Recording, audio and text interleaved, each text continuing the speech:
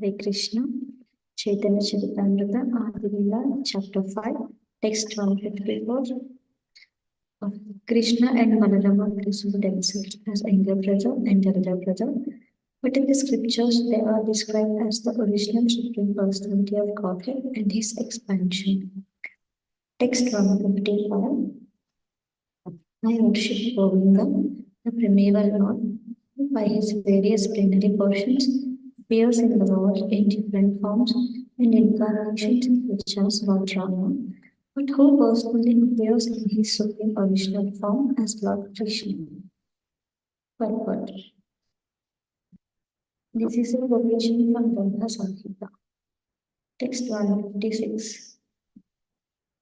Lord Chaitanya is the same Lord Krishna and Lord Nityananda is Lord Balarama. Lord Nityananda fulfills all of Lord Chaitanya's desires.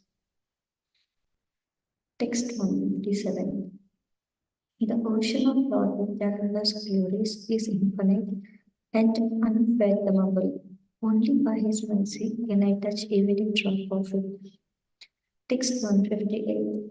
Please listen to another glory of his mercy. He made a fallen living entity climb to the highest limit. Text 159. To disclose it is not proper, for it should be kept as confidential as the Vedas. Yet I shall speak of it to make his mercy known to all. Text 160. O Lord Nityananda, I write of your mercy out of great exultation. Please forgive me for my offences. Text 161. Lord Nityananda Prabhu had a servant named Sri Minaketana Ramadasa, who was a reservoir of love. Text 162. At my house there was Sankirtanam day and night, and therefore he visited even having been invited. Text 163. Absorbed in emotion love, he sat in my courtyard, and all the Vaishnavas bowed down at his feet. Text 164. In a joyful mood of love of God, he sometimes climbed upon the shoulder of someone offering obeisances, and sometimes he struck others with his flute or mildly slapped them. Text 165. When someone saw the eyes of Vinaketana Ramadasa, tears would automatically flow from his own eyes, for a constant shower of tears flowed from the eyes of Vinaketana Ramadasa. Text 166. Sometimes there were eruptions of ecstasy, like Kazamba flowers, on some parts of his body, and sometimes one leg would be stirred while another would be trembling. Text 167. Whenever he shouted aloud the name Nityananda, the people around him were filled with great wonder and astonishment. Text 168. One respectable Brahmana named Sri Gunarnava Mishra was serving the deity. Text 169. When Nilaketana was seated in the yard, this Brahmana did not offer him respect. Seeing this, Sri Ramadasa became angry and spoke. Text 170. Here I find the second Maharshana Sultan, who did not stand to show honor when he saw Lord Balarama.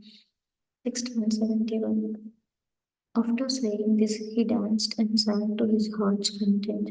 But the Brahmana did not become angry, for he was then serving Lord Krishna.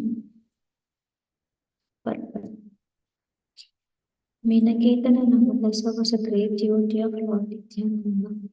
When he entered the house of Krishnadas Kaviraja Gunarnava Mishra, the priest who was worshipping the deity installed in the house did not receive him very well. A similar event occurred when Ropaharshana Sutta was speaking to the great assembly of sages at Naimisharanya. Lord Varadeva entered that great assembly, but since Romaharshana Sutta was on the Vyasasana, he did not get down to offer respect to Lord Varadeva. The behavior of Gunarnava Mishra indicated that he had no great respect for Lord Nityananda. And this ideal was not at all palatable to Nityananda Balarama. For this reason, the mentality of Nityananda is never deprecated by devotees. Text 172.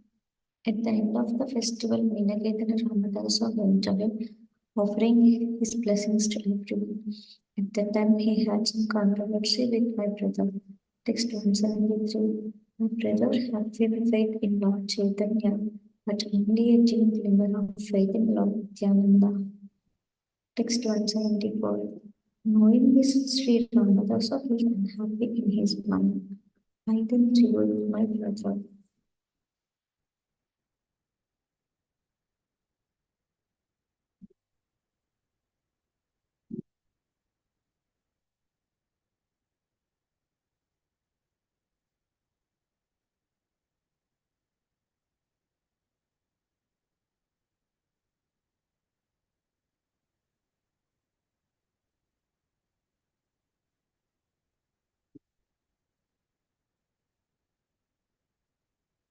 Text 175. These two brothers, I told him, are like Gandhari.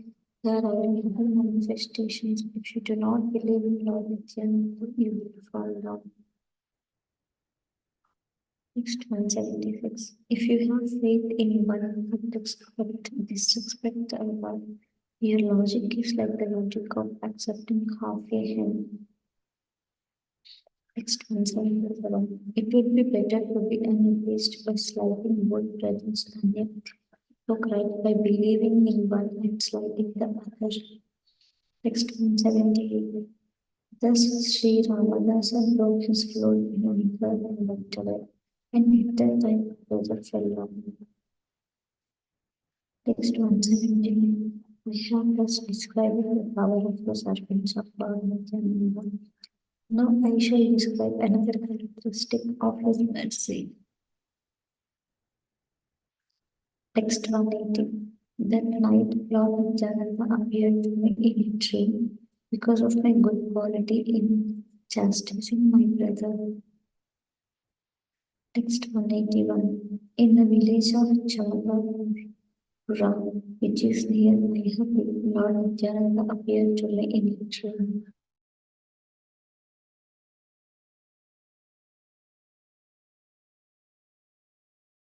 There is now a railway line to train on the Babalagan and go directly to the station known as Savara. From that station, one can go directly to Shamatapura. Next 182. I fell at his feet, offering my obeisances, and he then placed his own lotus feet on my head. Text 183. A rice kept up, he told me again upon rising. I was greatly astonished to see his beauty.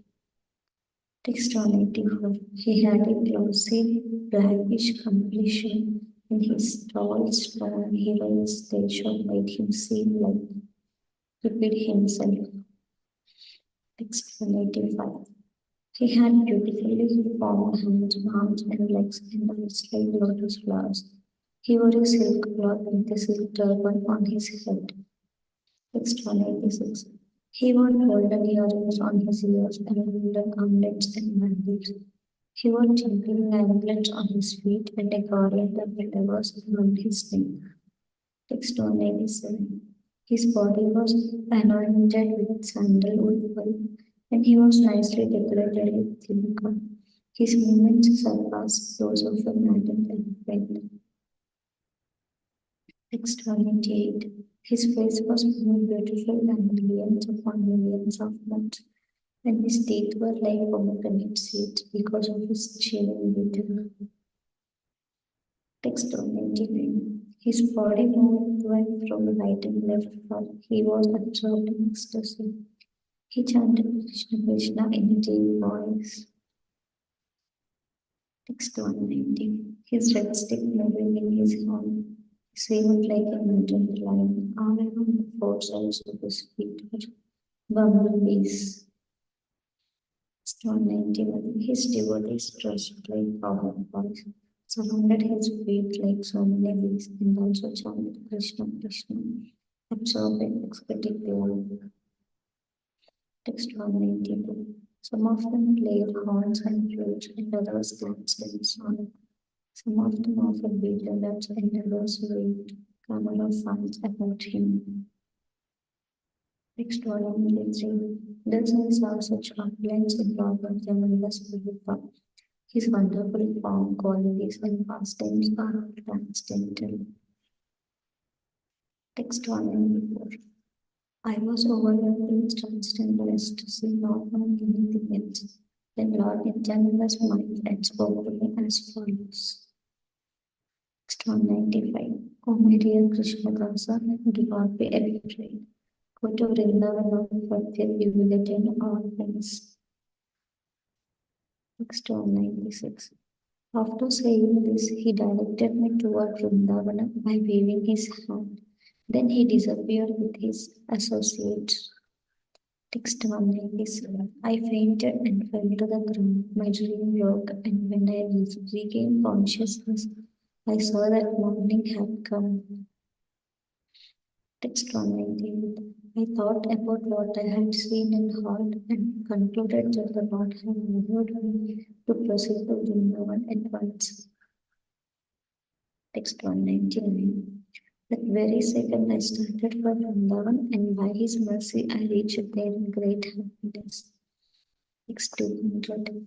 All glory to Lord Nityananda Balarama, by whose mercy I have attained shelter in the transcendental abode of Vrindavan. Text 201. All glory to the merciful Lord Nityananda, by whose mercy I have attained shelter at the lotus feet of Sri Rupam, Sri Sanatana Swami. Text 202. By his mercy I have attained the shelter of the great personality Sri Raghunatha Goswami, and by his mercy I have found the refuge of Sri Swarupa Damodara. But anyone desiring to become expert in the service of Sri Radha and Krishna should always aspire to be under the guidance of Swarupa Damodara Goswami, Rupa Goswami, Sanatana Goswami, and Raghunatha Goswami.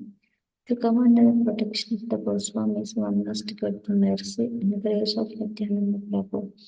The author has tried to explain this fact in these two verses. Text 203. By the mercy of Sanatana Goswami, I have learned the five conclusions of devotional service, and by the grace of Sri Rupa Goswami, I have tasted the highest nectar of devotional service.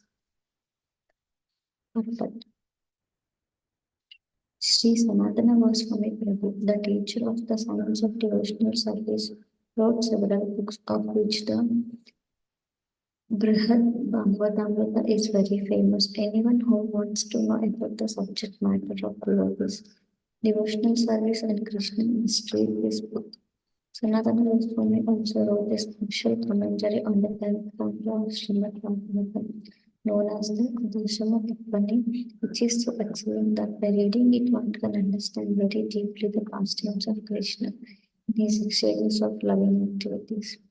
Another famous book by Sanatana Goswami is the Haribhakti Vilasa, which states the rules and regulations for all divisions of Vaishnavas, namely Vaishnava householders, Vaishnava brahmacharis, Vaishnava vanaprasthas, and Vaishnava sannyasis. This book was especially written, however, for Vaishnava householders. Sri Raghunatha Goswami has described Sanatana Goswami in his prayer. Vilapa Kusumanjali, verse 6, where he has expressed his obligation to Sanatana Goswami in the following words.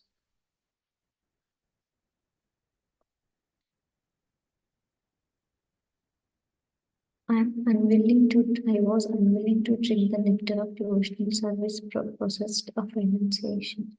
But Sanatana Goswami, out of his causeless mercy, made me drink it, even though I was otherwise unable to do so.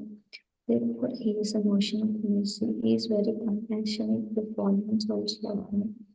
And thus, it is my duty to inform my respectful observances unto his lotus feet. Krishnadasa Kaviraja Goswami also in the last section of the Chaitanya Charitamrta specifically mentions the names of Rupa Goswami, Sanatana Goswami, and Srila Jiva Goswami, and offers his respectful observances on the feet of these three spiritual masters, as well as Raghunath Dasa. Srila Raghunath Dasa Goswami also accepted Sanatana Goswami as a teacher of the science of devotional service. Srila Rupa Goswami is described as the Bhakti Rasacharya, or one who knows the essence of devotional service. His famous book Bhakti Rasamrita Sindhu is the science of devotional service, and by reading this book one can understand the meaning of devotional service. Another of his famous books is the Ushwala Leela. In this book, he elaborately explains the loving influence and transcendental activities of Lord Krishna and Radharani. Text 204. All glory to the lotus feet of Lord Nityananda, by whose mercy I have attained Sri Radha Govinda. Srila Narottama Das Thakur, who is famous for his poetic composition known as Prarthana, has lamented in one of his prayers, when will Lord Nityananda be merciful upon me, so that I will forget all material needs. Sri Narottama Das Thakur confirms that unless one is freed from material desires to satisfy the needs of the body and senses, one cannot understand the transcendental world of Lord Krishna. Vrindavan. He also confirms that one cannot understand the loving affairs of Radha and Krishna without going to the direction of the six Goswamis. In another verse, Narottama Das Thakur has stated that without the conscious mercy of Nityananda Prabhu, one cannot enter into the affairs of Radha and Krishna.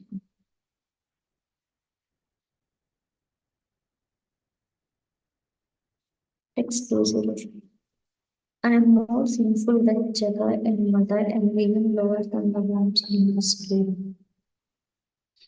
Text 206. Anyone who hears my name loses the results of his pious activities. Anyone who utters my name becomes sinful. Text 207. Who in this world but Nityananda could show his mercy to such an abominable person as me? Text 208. Because he is intoxicated by ascetic love and is an incarnation of mercy, he does not distinguish between the good and the bad.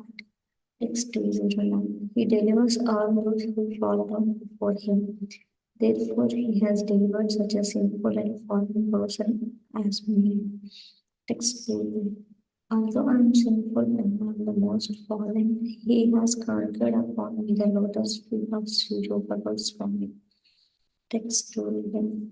I am not fit to speak all these confidential words about my esteemed Lord Madan Gopala and Lord Govinda. Text 2. Lord Madan Gopala, the chief deity of Vrindavan, is enjoyed of the Rasa dance and is directly the son of the king of Raja. Text 230. He enjoys the Rasa dance with Srimati Radharani, Sri Lalita, and others. He manifests himself as a cupid of cupids. Text 214. Wearing yellow garments and decorated with flower garland, Lord Krishna appearing among the gopis with his smiling lotus face, looked directly like the charmer of the heart of Cupid. Perfect. This is a quotation from Srimad Bhagavatam. Text 215. With Radha and Lalita serving him on his two sides, he attracts the hearts of all by his own sweetness. Text 216. The mercy of Lord Nityananda showed me Sri Madan Mohana and gave me Sri Madan Mohana as my Lord and Master. Text 217. He granted to one as low as me the sight of Lord Govinda. Words cannot describe this, nor is it fit to be disclosed. Text 218 to 219. On an altar made of gems in the principal temple of Vrindavan, amidst a forest of desert trees, Lord Govinda, the son of the king of Rasa, sits upon a throne of gems and manifests his full glory and sweetness, thus enchanting the entire world. Text 220. By his left side is Srimati Radharani and her personal friends. With them, Lord Govinda enjoys the Rasa Leela and many other pastimes. Text 221.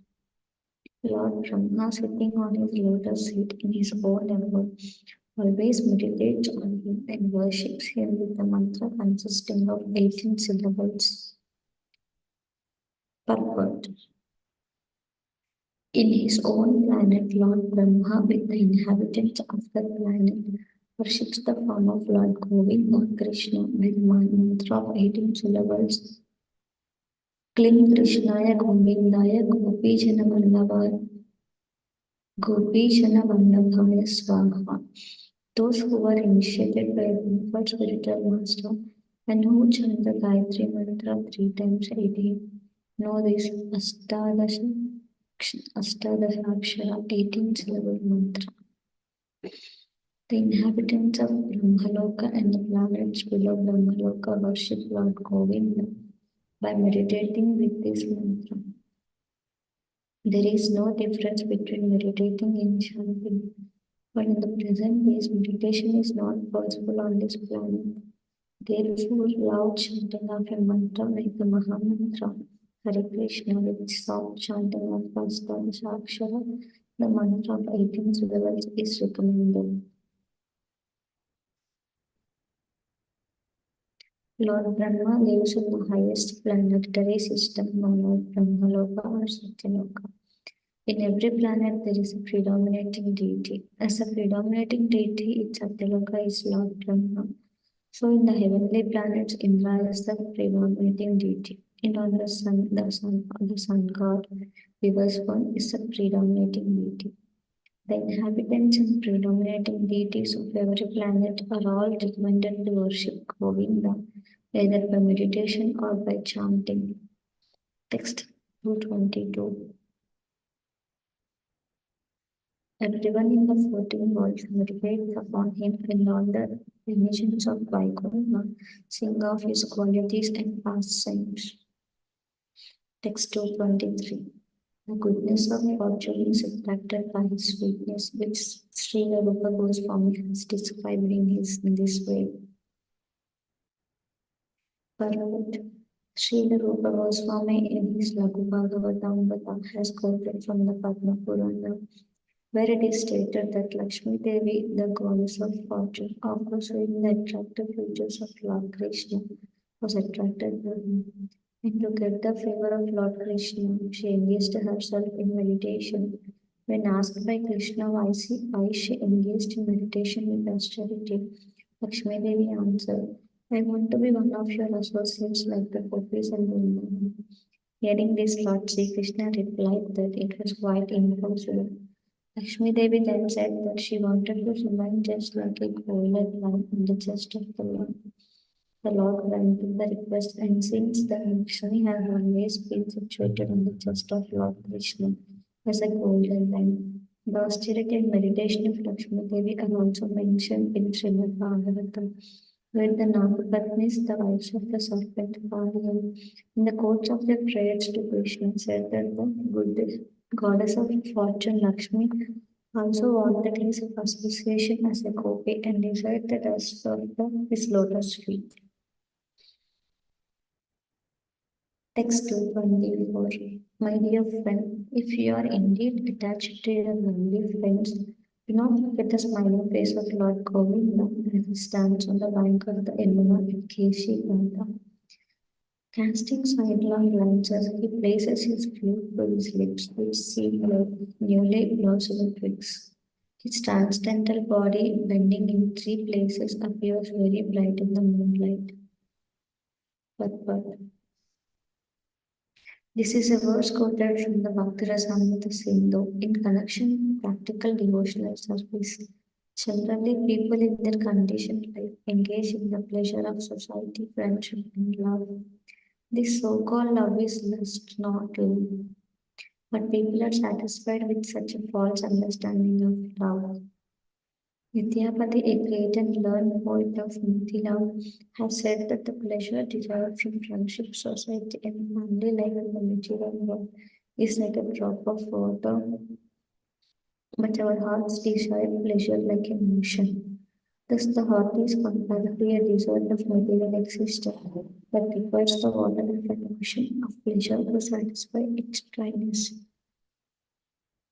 If there is a drop of water in the desert, one may indeed say that it is water. But such a minute quantity of water has no value. Similarly, in this material world, no one is satisfied in the dealings of society, friendship, and love. Therefore, if one wants to desire real pleasure within his heart, he must seek the lotus feet of Govinda. In these words, Rupa Goswami indicates that if one wants to desire real pleasure within his heart, society, friendship, and love, he need not seek shelter at the lotus feet of Govinda. For if one takes shelter under his lotus feet, he will forget that minute quantity of so-called pleasure. One who is not satisfied with the so-called pleasure may seek the lotus feet of Govinda, who stands on the shore of the inland Keshi or Keshi Plata in Vrindavan and attracts all the gopis to his transcendental loving service. Text 225. Without a doubt, he is directly the son of the king of Gaza. Only a fool considers him a statue. Text 226. For that offense, he cannot be liberated. Rather, he will fall into a terrible hellish condition. What more should I say? But in the Bhakti Sandarbha, Jila Goswami has stated that those who are actually very serious about devotional service do not differentiate between the form of the Lord made of clay, metal, stone, or wood and the original form of Lord. In the material world, a person and his photograph, picture, or statue are different. But the statue of Lord Krishna and Krishna himself, the Supreme Personality of Godhead, are not different. Because the Lord is absolute, and we call stone, wood, and metal or energies of the Supreme Lord, and energies are never separate from the energetic. As we have several times explained, no one can separate the sunshine energy from the energetic sun. Therefore, material energy may appear separate from the Lord, but transcendentally it is not different from the Lord.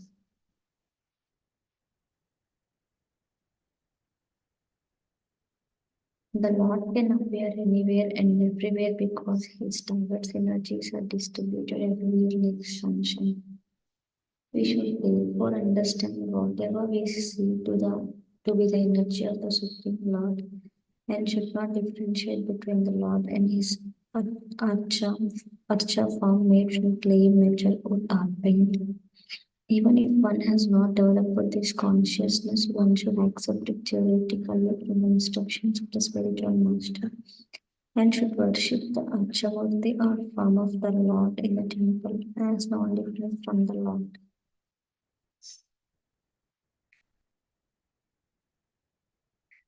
The Padma Purana specifically mentions that anyone who thinks the form of the Lord in the temple to be made of wood, stone, or metal is attained in a hellish condition. Impersonalists are against the worship of the Lord's form in the temple, and there is even a group of people who pass as Hindus but condemn such worship. Their so-called acceptance of the Vedas has no meaning. For all the acharyas, even the impersonalist Sankaracharya have recommended the worship of the transcendental form of the Lord.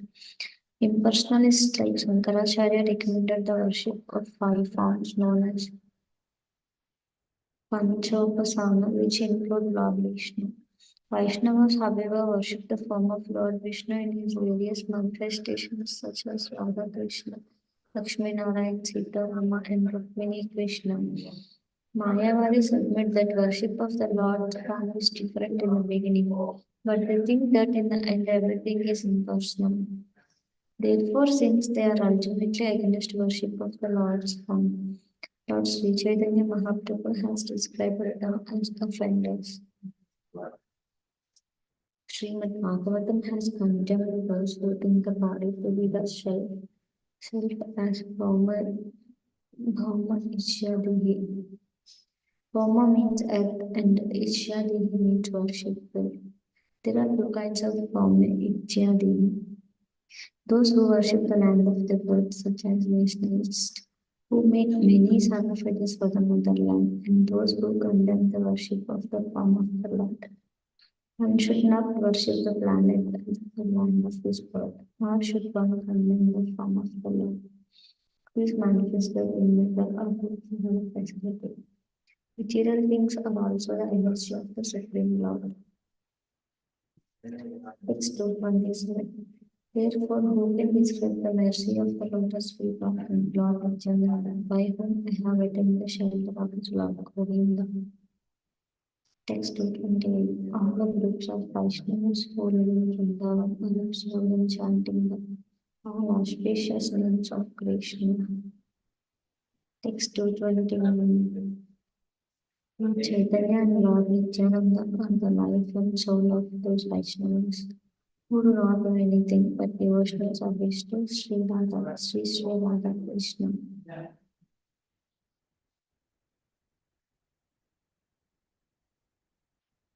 Text 230. The dust and shade of the lotus feet of the Vaishnavas have been granted to his fallen soul by the mercy of Lord Nityananda.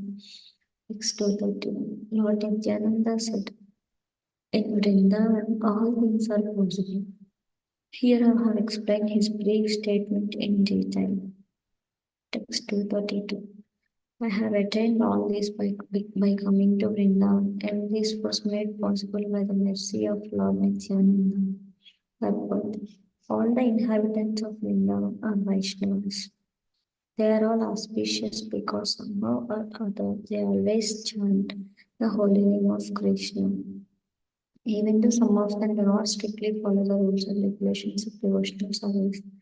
On the whole, they are devotees of Krishna and chant his name directly or indirectly, purposely or without purpose. Even when they pass on the street, they are fortunate enough to exchange greetings by saying the name of Radha Krishna. Thus, directly or indirectly, they are auspicious. The present city of Vrindavan has been established by the Vaishnavas since the six Goswamis went there and directed the construction of their different temples. Of all the temples in Vrindavan, 90% belong to the Vaishnava sect. The followers of the teachings of Lord Chaitanya Mahaprabhu and Nityananda, and seven temples are very famous. The inhabitants of Vrindavan do not know anything but the worship of Radha and Krishna. In recent years, some unscrupulous so-called priests known as caste Goswamis have introduced the worship of demigods privately, but no genuine and rigid Vaishnavas participate in this. Those who are serious about the Vaishnava method of devotional activities do not take part in such worship of demigods. The Gaudiya Vaishnavas never differentiate between Radha Krishna and Lord Chaitanya. They say that since Lord Chaitanya is the combined form of Radha Krishna, he is not different from Radha and Krishna. But some misleading people try to prove that they are greatly elevated by saying that they like to chant the holy name of Lord Gaura instead the names of Radha and Krishna. Thus, they purposely differentiate between Lord Chaitanya and Radha Krishna. According to them, the system of Nadi and Nadi, which they have recently invented in their fertile brains, is the worship of Lord Chaitanya. But they do not like to worship Radha and Krishna. They put forward the argument that since Lord Chaitanya himself appeared as Radha and Krishna combined, there is no necessity of worshipping Radha and Krishna. Such differentiation by so-called devotees of Lord Chaitanya Mahaprabhu is considered disruptive by severe devotees. Anyone who differentiates between Radha Krishna and Gauranga is to be considered a plaything in the hands of Maya. There are others who are against the worship of Chaitanya Mahaprabhu, thinking him mundane, but any sect that differentiates between Lord Chaitanya Mahaprabhu and Radha Krishna, either by worshipping Radha Krishna as distinct from Lord Chaitanya or by worshipping Lord Chaitanya, but not Radha Krishna, is in the group of Prakrita Sahajiyas. Sri Krishnadasa Kaviraja Goswami, the author of Sri Chaitanya Charitamrta, predicts in verse 225 to 26 that in the future those who manufacture imaginary methods of worship will gradually give up the worship of Ramakrishna, and although they will call themselves devotees of Lord Chaitanya, they will also give up the worship of Chaitanya Mahaprabhu and fall down into material activities. For the real worshippers of Lord Chaitanya, the ultimate goal of life is to worship Sri Sri Radha Krishna. Text 220 to 31. I have described my own story without reservations. The attributes of Lord Nityananda, making me like him, and not forced me to write these things. Text 234. The glories of Lord Nityananda's transcendental attributes are unfathomable. Even Lord Siksha, with his thousands of modes, cannot find their limit. Text 235. Praying at the lotus feet of Sri Rupa and Sri Raghunatha, always desiring their mercy, I Krishnadas and narrates Sri Chaitanya Charitamrta following in their footsteps. Purport. Thus end the Bhaktivedanta purports to Sri Chaitanya Charitamrta are the Lila 5th chapter describing the glories of Lord Nityananda Balarama.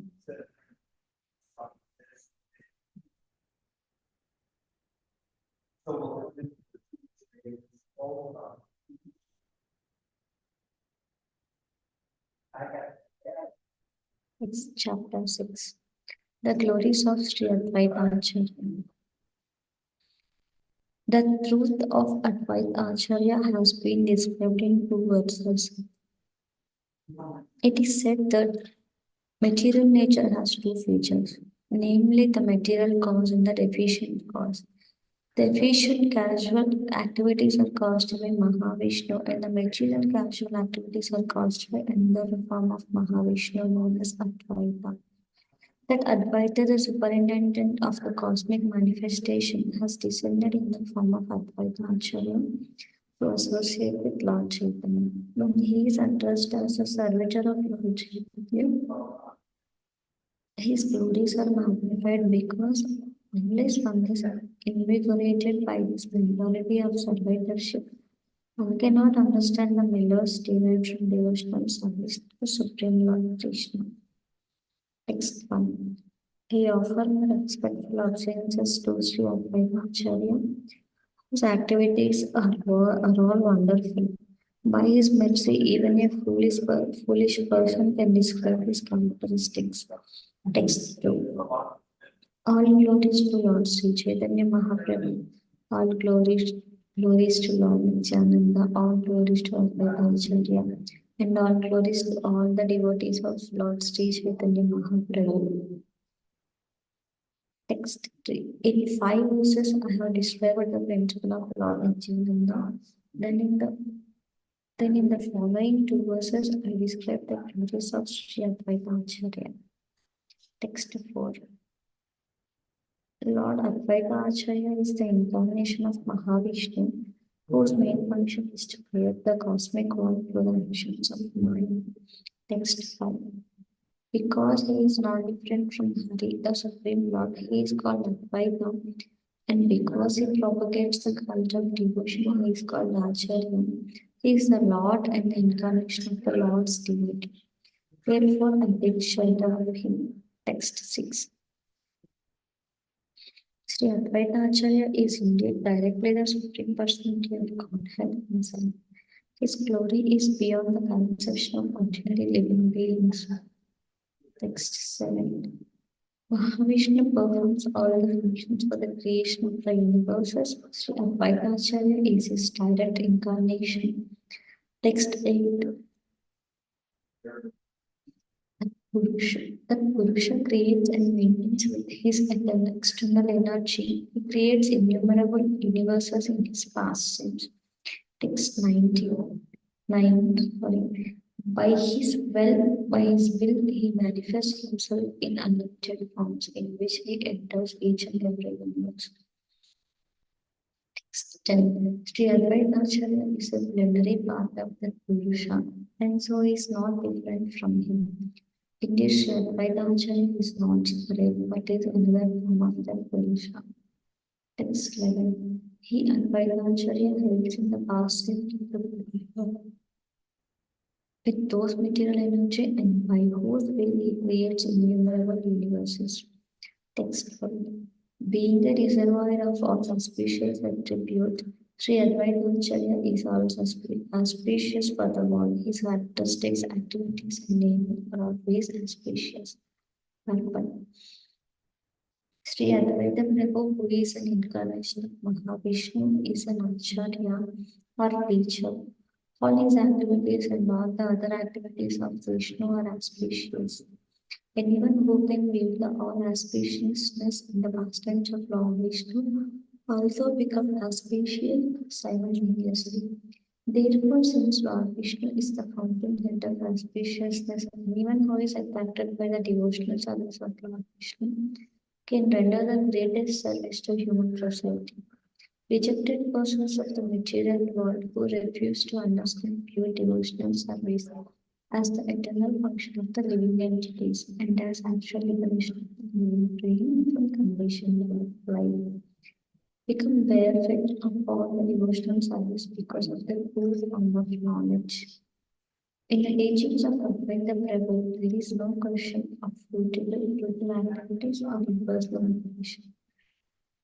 Bewildered by the spell of the material energy, however, persons who could not understand that Advaita Prabhu is non-different from Vishnu wanted to follow him with their impersonal conceptions. The attempt of Advaita Prabhu to punish them is also auspicious.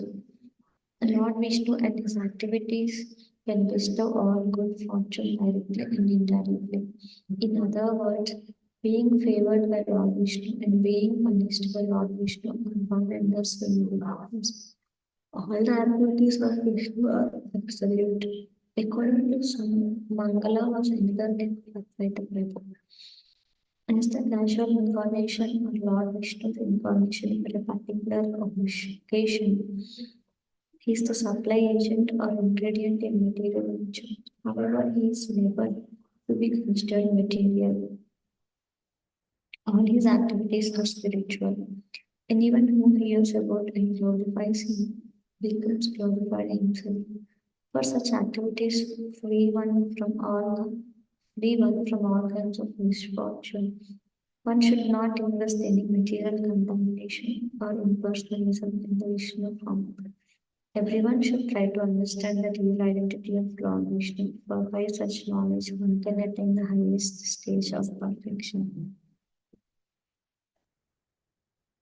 Text 13. Mahavishnu creates the entire material world with millions of his parts, energies, and incarnations. Text 14 to 15. Just as the external energy consists of two parts, the efficient cause nimitta and the material cause of Upadana being the efficient cause and Paradana the material cause. So Lord Vishnu, the Supreme Personality of Godhead, assumes two forms to create the material world with the efficient and material causes. Purpose.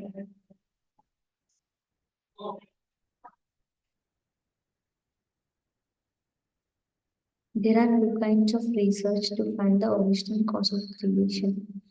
One conclusion is that the Supreme Personality of Godhead, all blissful, eternal, all knowing He, All knowing form is indirectly the cause of this cosmic manifestation, and directly the cause of the spiritual world, where there are innumerable spiritual planets known as Vaikuntras, as well as his personal abode known as Holy Govinda. In other words, there are two manifestations, the material cosmos and the spiritual world. As in the material world, there are innumerable planets and universes. So in the spiritual world, there are also innumerable spiritual planets and universes, including the Vaikuntras and Govinda.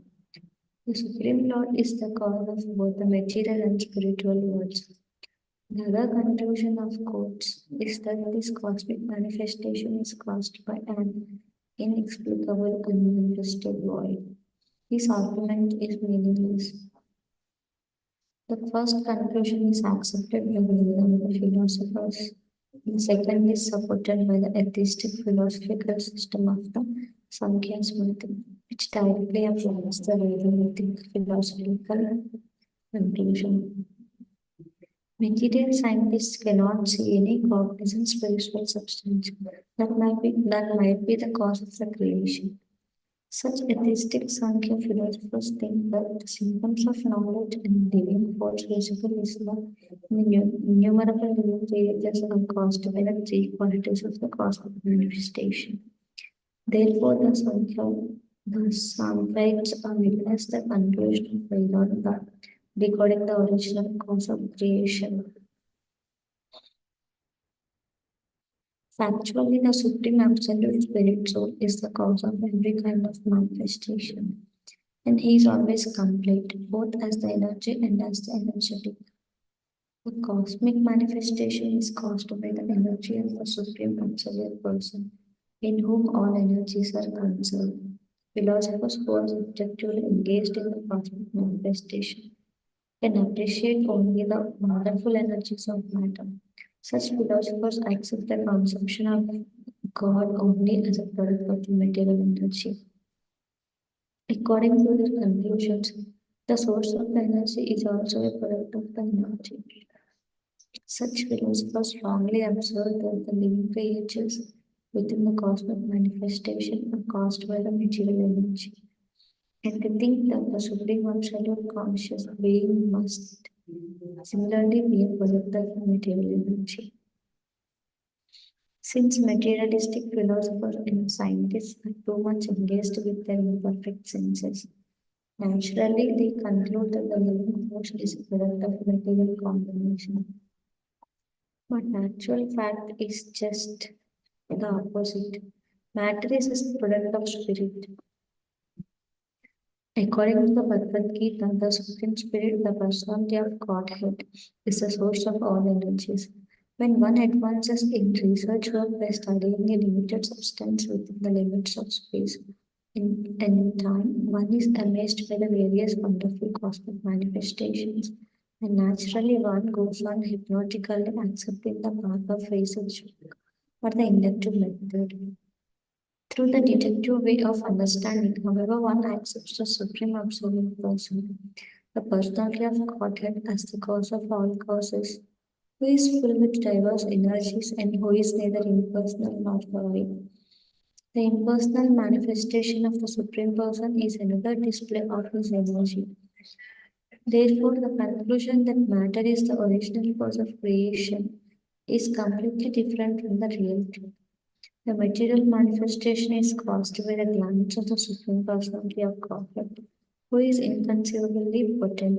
Material nature is electrified by the Supreme Authority, and the condition itself, within the limits of time and space, is trapped by aid of the material manifestation. In other words, the Supreme Personality of Godhead is actually realized in the vision of a material philosopher and scientist, through the manifestations of his material energy. For one who does not understand the power of the Supreme Personality of Godhead or his diverse energies, because of not knowing the relationship between the source of the energies and the energies themselves, there is always a chance of error, which is known as vivarta. As long as materialistic scientists and philosophers do not come to the right conclusion, Certainly, they will however, the material field benefit of proper understanding of the absolute truth. The great Vaishnava philosopher Srila Baladeva Vidyabhusana has very nicely explained the materialistic conclusion in his Govinda Vyasa, a commentary on the Vedanta Sutra. He writes as follows. The Sankhya philosopher Kapila has connected the different elementary truths according to his own opinion. Material nature, according to him, consists of the equilibrium of the three material qualities goodness, passion, and ignorance. Material nature produces the material energy known as Mahat, and Mahat produces the false ego.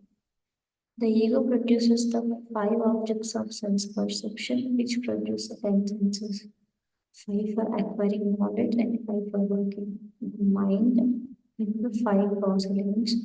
Counting the Purusha or the enjoy with these 24 elements, there are 25 different truths. The non-manifested states of these 25 elemental truths is called Prakriti or material nature. The qualities of material nature can associate in three different stages, namely as the cause of happiness, the cause of distress, and the cause of illusion. The quality of goodness is the cause of material happiness. The quality of passion is the cause of material distress, and the quality of ignorance is the cause of illusion. Our material experience lies within the boundaries of these three manifestations of happiness, distress, and illusion. For example, a beautiful woman is certainly a cause of material happiness for one who possesses her as a wife. But the same beautiful woman is a cause of distress to a man whom she rejects or who is supportive for her. And if she leaves a man, she becomes the cause of illusion. The two kinds of senses are the 10 external senses and the one internal sense, the mind. Thus, there are 11 senses. According to Kapila, material nature is eternal and all powerful. Originally, there is no spirit and matter has no cause. Matter itself is the chief cause of everything. It is the all-pervading cause of all causes.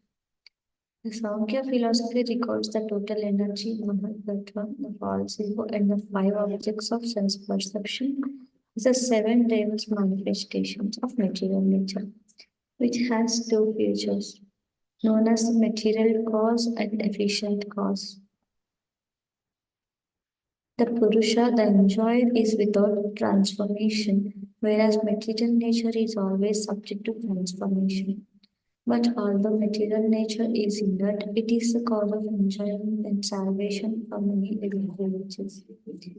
Its activities are beyond the conception of sense perception, but still one may guess at them by superior intelligence. Material nature is one, but because of the interaction of the three qualities, it can produce a total energy and a wonderful cosmic manifestation. Such transformations divide material nature into two features, namely the efficient and material causes.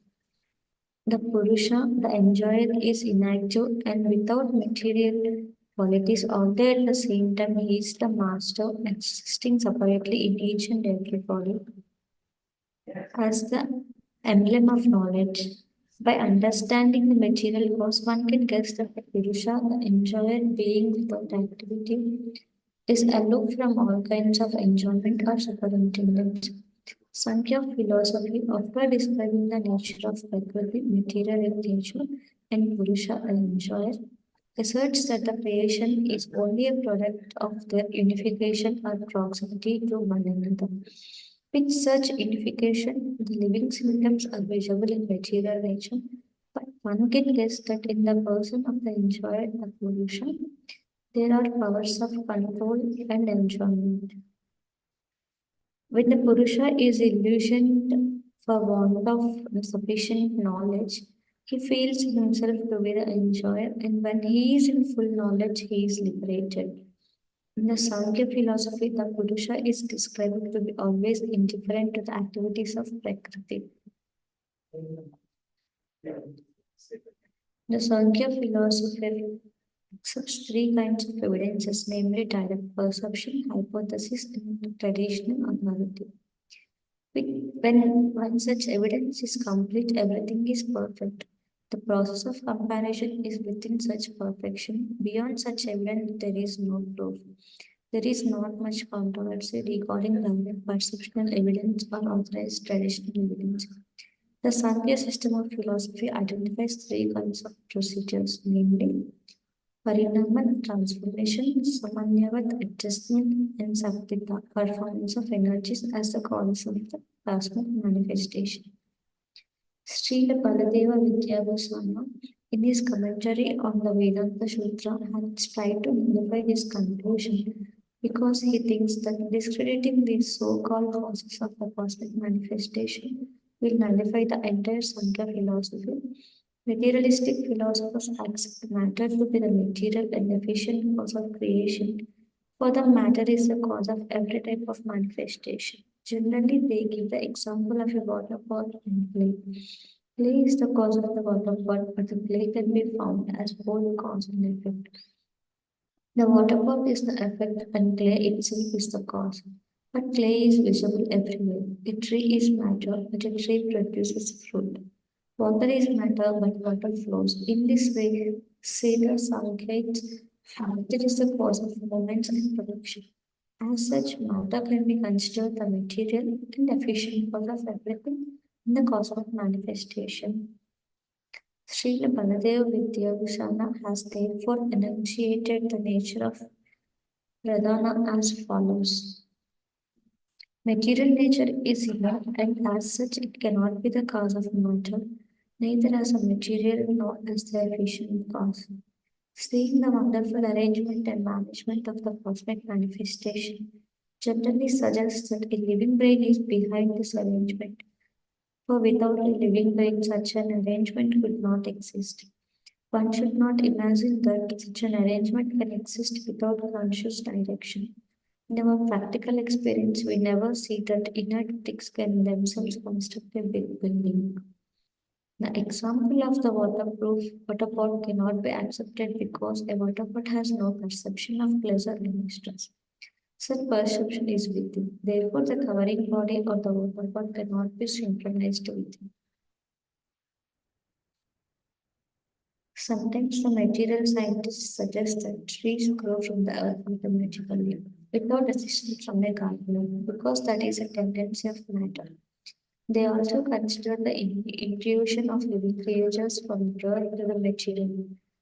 But such material tendencies as bodily intuition cannot be accepted as independent. For this suggests the existence of a spirit soul within the body. Actually, neither the tree nor any other body of a living creature has any tendency or intuition. The tendency and intuition exist because the soul is present within the body. In this connection, the example of a car and driver may be given very profitably. The car has a tendency to turn right and left, but one cannot say that the car itself, as matter, turns right and left without the direction of a driver. A material car has neither tendencies nor intuitions independent of the intentions of the driver within the car. The same principle applies for the automatic growth of trees in the forest. The growth takes place because of the soul's presence within the tree. Sometimes foolish people take it for granted that because scorpions are drawn from heaps of rice, the rice has produced the scorpions. The real fact, however, is that the mother scorpion lays eggs within the rice, and by the proper fermentation of the rice, the eggs give birth to several baby scorpions, which in due course come out. This does not mean that the rice give birth to the scorpions. Similarly, sometimes bugs are seen to come from dirty beds. This does not mean, however, that the beds give birth to the bugs. It is a living soul that comes forth, taking advantage of the dirty condition of the bed. There are different kinds of living creatures. Some of them come from embryos, some from eggs, and some from fermentation of perspiration. Different living creatures have different sources of appearance, but one should not conclude that matter produces such living creatures.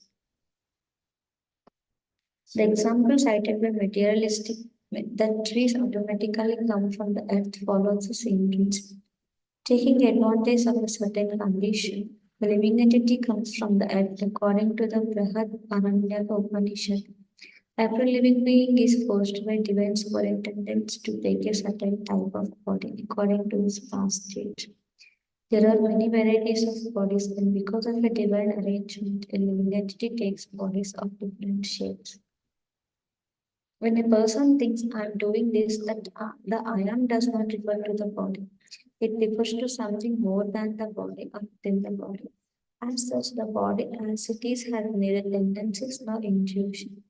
The tendencies and intuition belong to the soul within the body.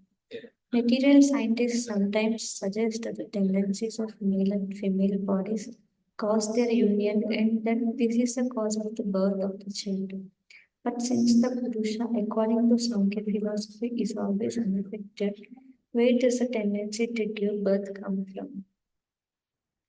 Sometimes material scientists give the example that milk turns into curd automatically, and the distilled water pouring from the clouds falls down to earth, produces different kinds of trees, and deltas different kinds of flowers and fruits with different fragrances and tastes.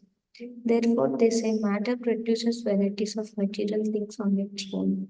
In reply to this argument, the same proposition of the Brahad Anandaka Upanishad that different kinds of living creatures are put into different kinds of bodies by the management of a superior power is repeated. Under superior superintendence, various souls, according to their past activities, are given the chance to take a particular type of body, such as that of a tree, animal, bird, or beast, and thus their different tendencies develop under these circumstances. That Bhagavad Gita also further affirms the living entity in material nature thus follow the ways of life, enjoying the three modes of nature.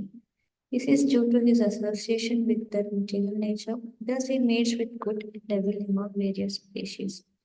The soul is given different type of bodies. For example, where souls not given varieties of tree bodies, the different varieties of fruits and flowers cannot be produced.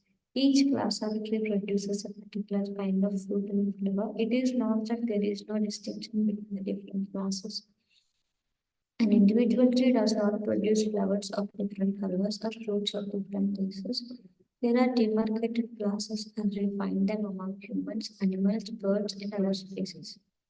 There are innumerable living entities and their activities performed in the material world according to the different qualities of the material modes of nature. Give them the chance to have different kinds of lives. Thus, one should understand that pradhana matter cannot act unless impelled by a living creature. The materialistic theory that matter independently acts cannot therefore be accepted. Matter is called prakriti.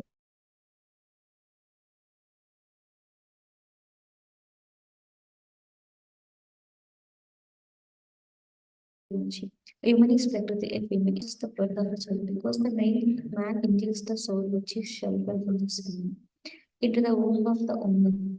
The woman as a material cause supplies the body of the soul and as an efficient cause she gives birth to the child. But although the woman appears to be the material and efficient cause of the birth of the child, originally the Purusha, the male, is the cause of the child. Similarly, this material world gives rise to varieties of manifestations due to the influence of Harpodakas and Vishnu within the universe. He is present not only within the universe but within the bodies of all living creatures as well as within the atom. We understand from the Brahma Samhita that the super soul is present within the universe, within the atom, and within the heart of every living creature. Therefore, the theory that matter is the cause of the entire cause of manifestation cannot be accepted by anyone with sufficient knowledge of matter and spirit. Materialistics sometimes feel the argument that as straw eaten by a cow produces milk automatically. So material nature under different circumstances produces varieties of manifestations.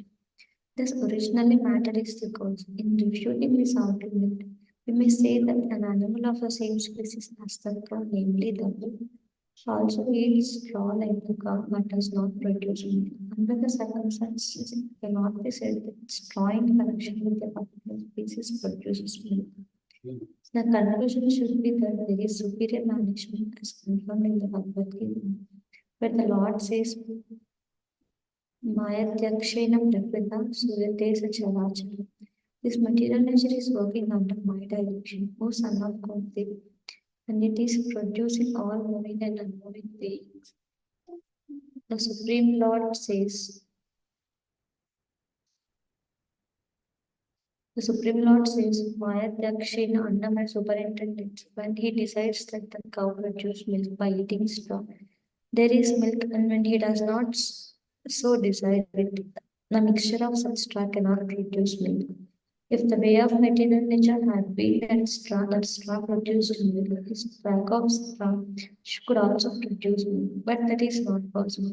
And the same straw given to a human female also cannot produce milk. It is the meaning of Bhagavad Gita statement that only under superior orders does anything takes place.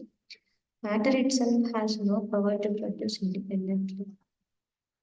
The conclusion, therefore, is that matter which has no self knowledge cannot be the cause of the material creation. The ultimate creator is the Supreme Personality of Godhead.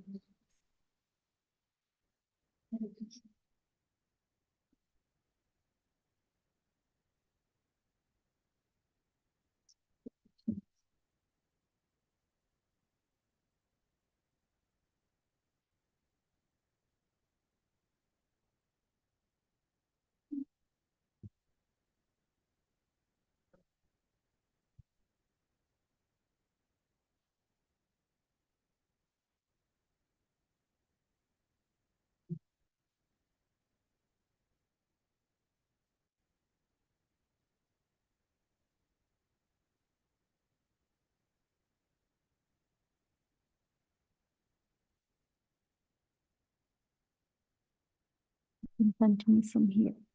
Okay. Hare Krishna.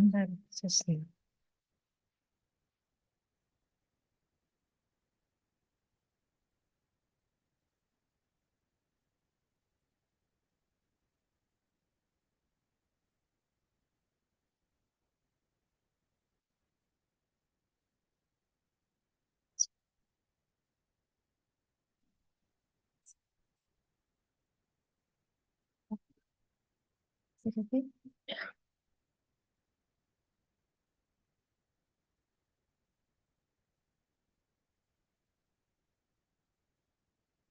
If matter were accepted as the original cause of creation, all the authorized scriptures in the world would be useless. For in every scripture, especially the Vedic scriptures like Manu Smriti, so the Supreme Personality of Godhead is said to be the ultimate creator. The Manu Smriti is considered the highest Vedic direction to humanity. Manu is the giver of law to mankind, and in the Manu Smriti, it is clearly stated that before the creation, the entire universal space was darkness, without information and without variety, and was in a state of complete suspension, like a dream. Everything was darkness. The Supreme Personality of Godhead then entered the universal space, and although he is invisible, he created a visible cosmic manifestation. In the material world, the Supreme Personality of Godhead is not manifested by his personal presence, but the presence of the cosmic manifestation in different varieties is the proof that everything has been created under his direction. He entered the universe with all creative potencies, and thus he removed the darkness of the unlimited space. The form of the Supreme Personality of Godhead is described to be transcendental, very subtle, eternal, all-pervading, inconceivable, and therefore non-manifested to the material senses of a conditioned living creature. He desired to expand himself into many living entities, and with such a desire, he first created a vast expanse of water within the universal space, and then impregnated that water with living entities. By that process of impregnation, a massive body appeared, blazing like 1,000 suns. And in that body was the first creative principle, Brahma. The great Parashara Rishi has confirmed this in the Vishnu Purana. He says that the cosmic manifestation visible to us is produced from Lord Vishnu and sustained under his protection. He is the principal maintainer and destroyer of the universal form. This cosmic manifestation is one of the diverse energies of the Supreme Personality of Godhead. As a spider secretes saliva and weaves a web by its own movements, but at the end winds up in the web within its body, so Lord Vishnu produces this cosmic manifestation from his transcendental body, and at the end winds it up with himself. All the great sages of the Vedic understanding have accepted that the Supreme Personality of Godhead is the original creator. It is sometimes claimed that impersonal speculations of great philosophers are meant for the advancement of knowledge without religious ritualistic principles, but the religious ritualistic principles are actually meant for the advancement of spiritual knowledge. By performance of religious rituals, one ultimately reaches the supreme goal of knowledge by understanding that Vasudeva, the Supreme Personality of Godhead, is the cause of everything. It is clearly stated in the Bhagavad Gita that even those who are advocates of knowledge alone, without any religious ritualistic processes, advance in knowledge after many, many lifetimes of speculation, and thus come to the conclusion that Vasudeva is the supreme cause of everything that be. As a result of this achievement of the goal of life, such an advanced learned scholar or philosopher surrenders unto the Supreme Personality of Godhead. Religious ritualistic performances are actually meant to cleanse the contaminated mind in the material world. And the special feature of this age of Kali is that one can easily execute the process of cleansing the mind of contamination by chanting the holy names of God. Hare Krishna, Krishna Krishna, Hare Hare, Hare Rama, Rama Rama, Hare Hare. A Vedic injunction states, Sarve Vedayat Padam Amananti. All Vedic knowledge is searching after the Supreme Personality of Godhead. Similarly, another Vedic injunction states, Narayana Paraveda. The Vedas are meant for understanding Narayana, the Supreme Lord. Similarly, the Bhagavad Gita also confirms Vedaish sa sarva aham eva vedya. By all the Vedas, Krishna is to be known. Therefore, the main purpose of understanding the Vedas, performing Vedic sacrifices, and speculating on the Vedanta Sutra is to understand Krishna. Accepting the impersonalist view of voidness or the non-existence of the Supreme Personality of Godhead negates all study of the Vedas. Impersonal speculation aims at disproving the conclusion of the Vedas. Therefore, any impersonal speculative presentation should be understood to be against the principles of the Vedas or standard scriptures. Since the speculation of the impersonalists does not follow the principles of the Vedas, their conclusion must be considered to be against the Vedic principles. Anything not supported by the Vedic principles must be considered imaginary and lacking in standard proof. Therefore, no impersonalist explanation of any Vedic literature can be accepted. If one tries to nullify the conclusions of Vedas by accepting an unauthorized scripture or so-called scripture, it will be very hard for him to come to the right conclusion about the absolute truth. The system for adjusting two contradictory scriptures is to refer to the Vedas, for references from the Vedas are accepted as final judgments. When we refer to a particular scripture, it must be authorized, and for this authority, it must strictly follow the Vedic injunctions. If someone presents an alternative doctrine he himself has manufactured, that doctrine will prove itself useless, for any doctrine that tries to prove that Vedic evidence is meaningless immediately proves itself meaningless. The followers of the Vedas unanimously accept the authority of Manu and Parashara in the disciplic succession. Their statements, however, do not support the atheistic Kapila, because the Kapila mentioned in the Vedas is a different Kapila, the son of Kardama and Devadahuti. The atheist Kapila is a descendant of the dynasty of Agni and is one of the conditioned souls. But the Kapila, who is the son of Kardama Muni, is accepted as an incarnation of Vasudeva. The Padma Purana gives evidence that the Supreme Personality of Godhead, Vasudeva, takes birth in the incarnation of Kapila, and by his expansion of theistic Sankhya philosophy, teaches all the demigods and the Brahmana of the name Ashuri. In the doctrine of the atheist Kapila, there are many statements directly against the Vedic principles. The atheist Kapila does not accept the Supreme Personality of Godhead. He says that the living entity is himself the Supreme Lord, and that no one is greater than him. His conceptions of so-called conditioned and liberated life are materialistic, and he refuses to accept the importance of immortal time. All such statements are against the principles of the Vedanta Sutra. Text 16 translation. Lord Vishnu himself is the efficient nimitta because of the material world, and Narayana is in the form of Sri Advaita is the material cause or upadana.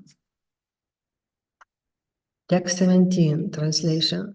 Lord Vishnu in his efficient aspect glances over the material energy, and Sri Advaita as the material cause creates the material world.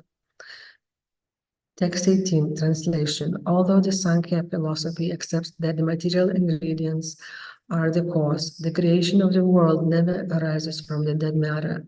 Text 19 translation. The Lord infuses the material ingredients with his own creative potency. Then, by the power of the Lord, creation takes place. Text 20 translation. In the form of Advaita, he infuses the material ingredients with creative energy. Therefore, Advaita is the original cause of creation. Text 21 translation. Sri Advaita Acharya is the creator of millions and millions of universes, and by his expansions as Garbho, Da, Kashi, Vishnu, he maintains each and every universe. Text 22 translation. Sri Advaita is the principal limb, Anga, of Narayana. Srimad Bhagavatam speaks of limb or Anga as a plenary portion or Amsha of the Lord. Text 23 translation. O Lord of Lords, you are the seer of all creation. You are indeed everyone's dearest life. Are you not therefore my father, Narayana? Narayana refers to one whose abode is in the water born from Nara. Garbha Dakashi Vishnu. And that Narayana is your plenary portion. All your plenary portions are transcendental. They are absolute and are not creations of Maya. Purport. This text is from Srimad Bhagavatam 10:14. Text 24, translation. This verse describes that the limbs and the plenary portions of the Lord are all spiritual. They have no relationship with the material energy. Text 25, translation. Why has Sri Advaita been called a limb and not a part? The reason is that limb implies greater intimacy. Text 26, translation. Sri Advaita, who is a reservoir of virtues, is the main limb of Mahavishnu.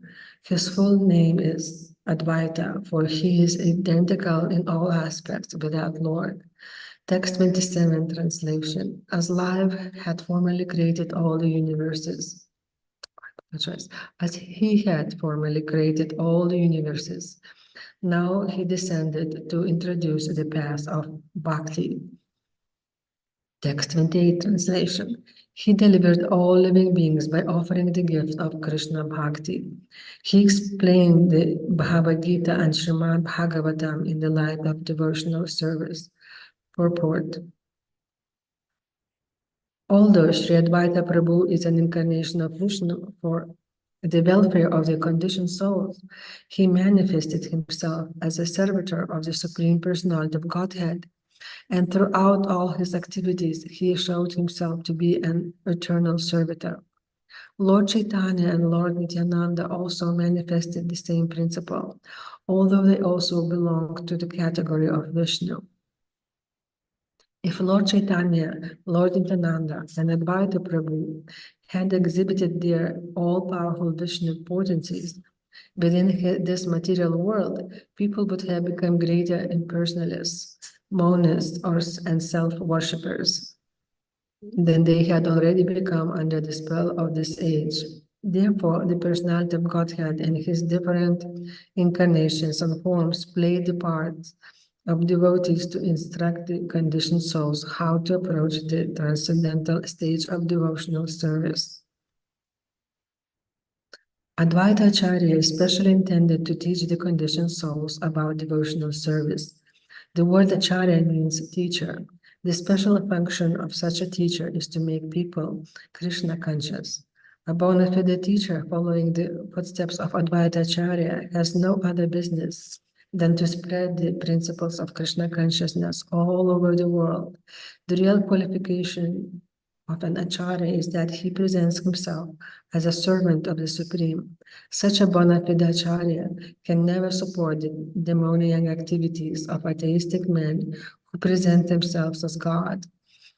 It is the main business of an Acharya to defy such imposters, posing as God before the innocent public.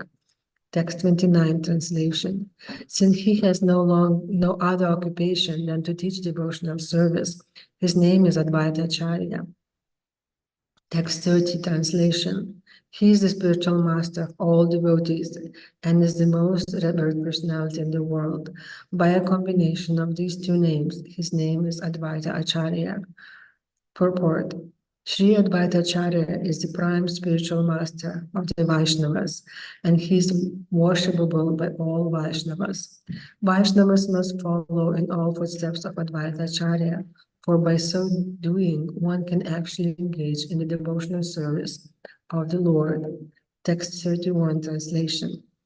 Since he is a limb or part of the lotus-eyed Supreme Lord, he also bears the name Kama Laksha. Text 32 translation. His associates have the same bodily features as the Lord. They all have 4 arms and are dressed in yellow garments like Narayana. Text 33 translation. Sri Advaita Acharya is the principal limb of the Supreme Lord. His truths, names, and attributes are all wonderful. Text 34 translation. He worshipped Krishna with tulasi leaves and water of the Ganges and called for him in a loud voice. Thus Lord Chaitanya Mahaprabhu appeared on earth accompanied by his personal associates. Text 35 translation. It is through him, Advaita Acharya, that Lord Chaitanya spread the Sankirtana movement, and through him that he delivered the world. Text 36 translation. The glory and the attributes of Advaita Acharya are unlimited. How can the insignificant living entities fathom them? Text 37 translation. Sri Advaita Acharya is a principal limb of Lord Chaitanya. Another limb of the Lord is Nityananda Prabhu. Text 38 translation. The devotees headed by Srivasa are his smaller limbs. They are like his hands, face, and eyes, and his disc and other weapons. Text 39 translation. With all of them, Lord Chaitanya performed his pastimes, and with them he spread his mission. Text 40 translation.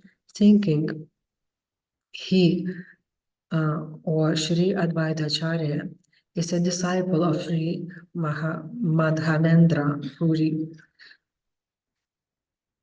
Lord Chaitanya obeys him, respecting him as his spiritual master. Purport.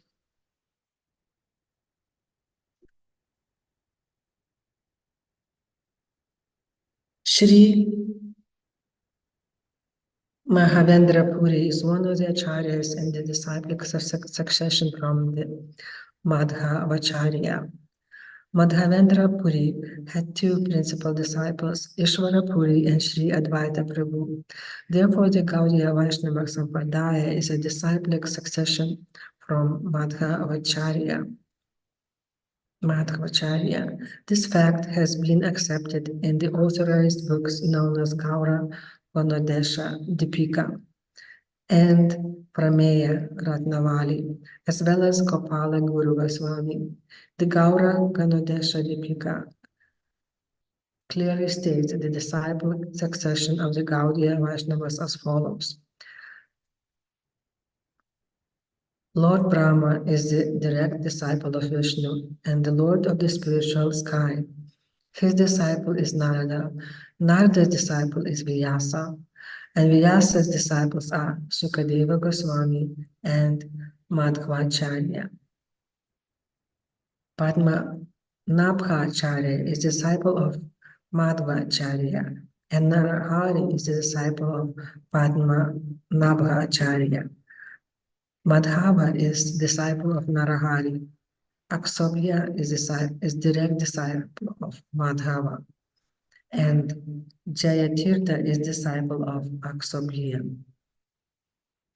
Jayatirtha's disciple is Janala Sindhu, and his disciple is Mahanidhi. Nidhi is the disciple of Mahanidhi, and Rayendra is the disciple of Vidyanidhi. Yayadharma is the disciple of Rayendra. Purushotama is the disciple of Yadharma. Shriman Lakshmipati is the disciple of Vyasatirtha, who is the disciple of Purushotama. And Mahavendra Puri is the disciple of Lakshmipati. Text 41 translation. To maintain the proper etiquette for the principles of religion, Lord Caitanya bows down at the lotus feet of Sri Advaita Acharya with reverential prayers and devotion. Text 42 translation.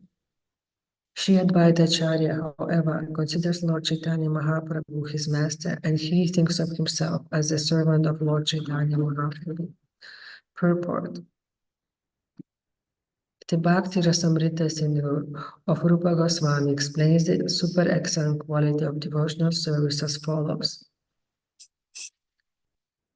Brahmanado Bhavet Esa Set Pradha Gunikarta Naiti Bhakti Sukham Bhode Paramanu Tulam Api. If multiplied billions of times, the transcendental pleasure of the derived from impersonal Brahman realization still could not compare to even an atomic portion of an ocean of bhakti or transcendental service. Similarly, the Bhavartha Dipika states,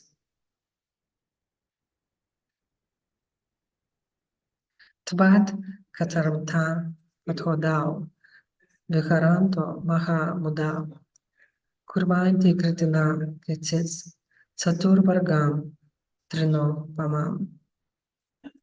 For those who take pleasure in the transcendental topics of the Supreme Personality of Godhead, the four progressive realization of religiosity, economic development, sense gratification, and liberation, all combined together, cannot compare any more than a straw could to the happiness derived from hearing about the transcendental activities of the Lord.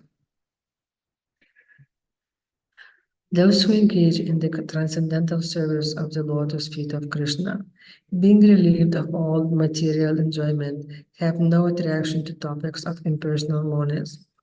In the Padma Purana, in connection with the glorification of the month of Kartika, it is stated that devotees pray, Varam Deva Moksham, na Moksha Vatimva, na Sanyam Vrnyaham Vareshata Piha, Idam Teva Pur, Natha Gopala Balam, Sadaneva Nasi, abhirastam kim anaya. Kuvera tat mayo patha murtyeva yadvat tvaya mocitao bhakti bhayao kirtauta. Tatha prema bhaktim swakame prayacha namoksha grahome stidamo darena. Dear Lord, always remembering your childhood pastimes at Vrindavana is better for us than aspiring to merge into the impersonal Brahman. During your childhood pastimes, you liberated the two sons of Kuvera and made them great devotees of your lordship. Similarly, I wish that instead of giving me liberation, you may award me such devotion unto you. In the Haya Shrishya Sri Narayana Vyuhastava, in the chapter called Narayana Stotra, it is stated, Na dharmam kamam arthamba moksham va vara deshvara partati haye tava padavya dasyam eva bhikamaya. My dear Lord, I do not wish to become a man of religion or a master of economic development or sense gratification, nor do I wish for liberation, although I can have all these from you, the supreme bestower of benedictions. I do not pray for any of these. I simply pray that I may always be engaged as a servant of your lotus feet. Nrsimhadeva offered Prahlada Maharaj all kinds of benedictions, but Prahlada Maharaj did not accept any of them, for he simply wanted to engage in the service of the lotus feet of the Lord. Similarly, a pure devotee wishes to be blessed like Maharaja Prahlada by being thus endowed with a devotional service. Devotees also offered their respects to Hanuman, who always remained a servant of Lord Rama. The great devotee Hanuman prayed, Bhavabhanda Cice Tasya Sprahyami na Muktaya Bhavan Prabhu Asam Ahamdasa Eti Yatra Vilopyate. I do not wish to take liberation or to merge in the Brahman effulgence, where the conception of being a servant of the Lord is completely lost. Similarly, in the Narayana Pancharatra, it is stated,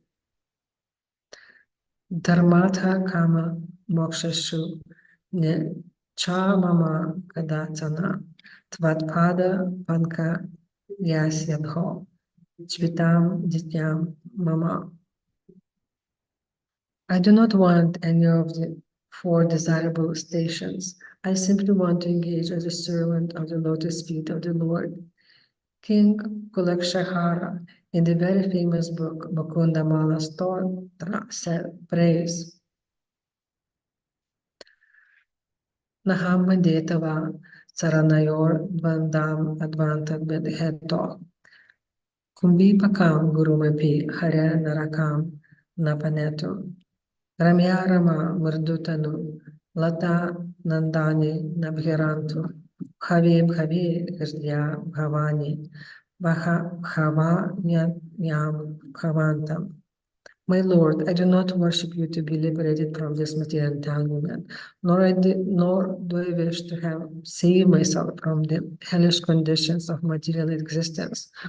Nor do I ever pray for a beautiful wife to enjoy in a nice garden. I wish only that I may always be in full ecstasy with the pleasure of serving your lordship. In Srimad Bhagavatam, also there are many instances in the third and fourth cantos in which devotees pray to the Lord simply to be engaged in his service and nothing else. Text 43, translation. He forgets himself in the joy of that conception and teaches all living entities. You are servants of Sri Caitanya Mahaprabhu. Purport.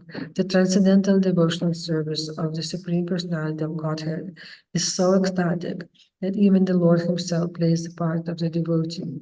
Forgetting himself to be the Supreme, he personally teaches the whole world how to render service to the Supreme Personality of Godhead. Text 44, translation. The conception of servitude to Sri Krishna generates such an ocean of joy in the soul that even the joy of oneness with Absolute is multiplied 10 million times, could not compare to a drop of it. Text 45 translation. He says, Nityananda and I are servants of Lord Chaitanya. Nowhere else is there such joy as that which is tasted in this emotion of servitude. Text 46 translation. The most beloved goddess of fortune resides on the chest of Sri Krishna. Yet she too, earnestly praying, begs for the joy of service at his feet. Text 47 translation. All the associates of Lord Krishna, such as Brahma, Shiva, Narada, Shuka, and Sanatana Kumara, are very pleased in the sentiment of servitude. Text 48 translation. Sri Nityananda, the wandering mendicant, is the foremost of all the associates of Lord Chaitanya. He became mad in the ecstasy of service to Lord Chaitanya. Text 49 to 50 translation. Srivasa, Haridasa, Ramadasa, Gadadhara, Murari, Mukunda, Chandrasekhara, and Varakeshwara are all glorious and are all learned scholars, but the sentiment of servitude to Lord Chaitanya makes them mad in ecstasy. Text 51 translation. Thus they dance, sing, and laugh like madmen, and they instruct everyone, just be loving servants of Lord Chaitanya. Text 52 translation. Sri Advaita Acharya thinks, Lord Chaitanya considers me his spiritual master, yet I feel myself to be only his servant. Text 53's translation. Love for Krishna has this one unique effect. It imbues superiors, equals, and inferiors with the spirit of service to Lord Krishna. Purport. There are two kinds of devotional service. The way of Pancharatrika, regulative principles, and the way of Bhagavata, transcendental loving service. The love of Godhead of those engaged in Pancharatrika, regulative principles, depends more or less on the opulent and reverential platform. But the worship of Radha and Krishna is purely on the platform of transcendental love. Even persons who play as the superiors of Krishna also take the chance to offer transcendental loving service to the Lord. The service attitude of the devotees who play the parts of the superiors of the Lord is very difficult to understand, but it can be very plainly understood in connection with the super excellence of their particular service to Lord Krishna. A vivid example is the service of Mother Yashoda to Krishna, which is so distinct. In the feature of Narayana, the Lord can accept services only from his associates who play parts in which they are equal to or less than him. But in the feature of Lord Krishna, he accepts service very plainly from his fathers, teachers, and other elders who are his superiors, as well as from his equals and his subordinates. This is very wonderful. Text 54, translation. For evidence, please listen to the examples described in the revealed scriptures, which are corroborated by the realizations of great souls. Text 55 to 56 translation. Although no one is a more respected elder for Krishna than Nanda Maharaja in Raja, who in transcendental paternal love has no knowledge that his son is the Supreme Personality of Godhead, still ecstatic love makes him, what to speak of others, feel himself to be servant of Lord Krishna.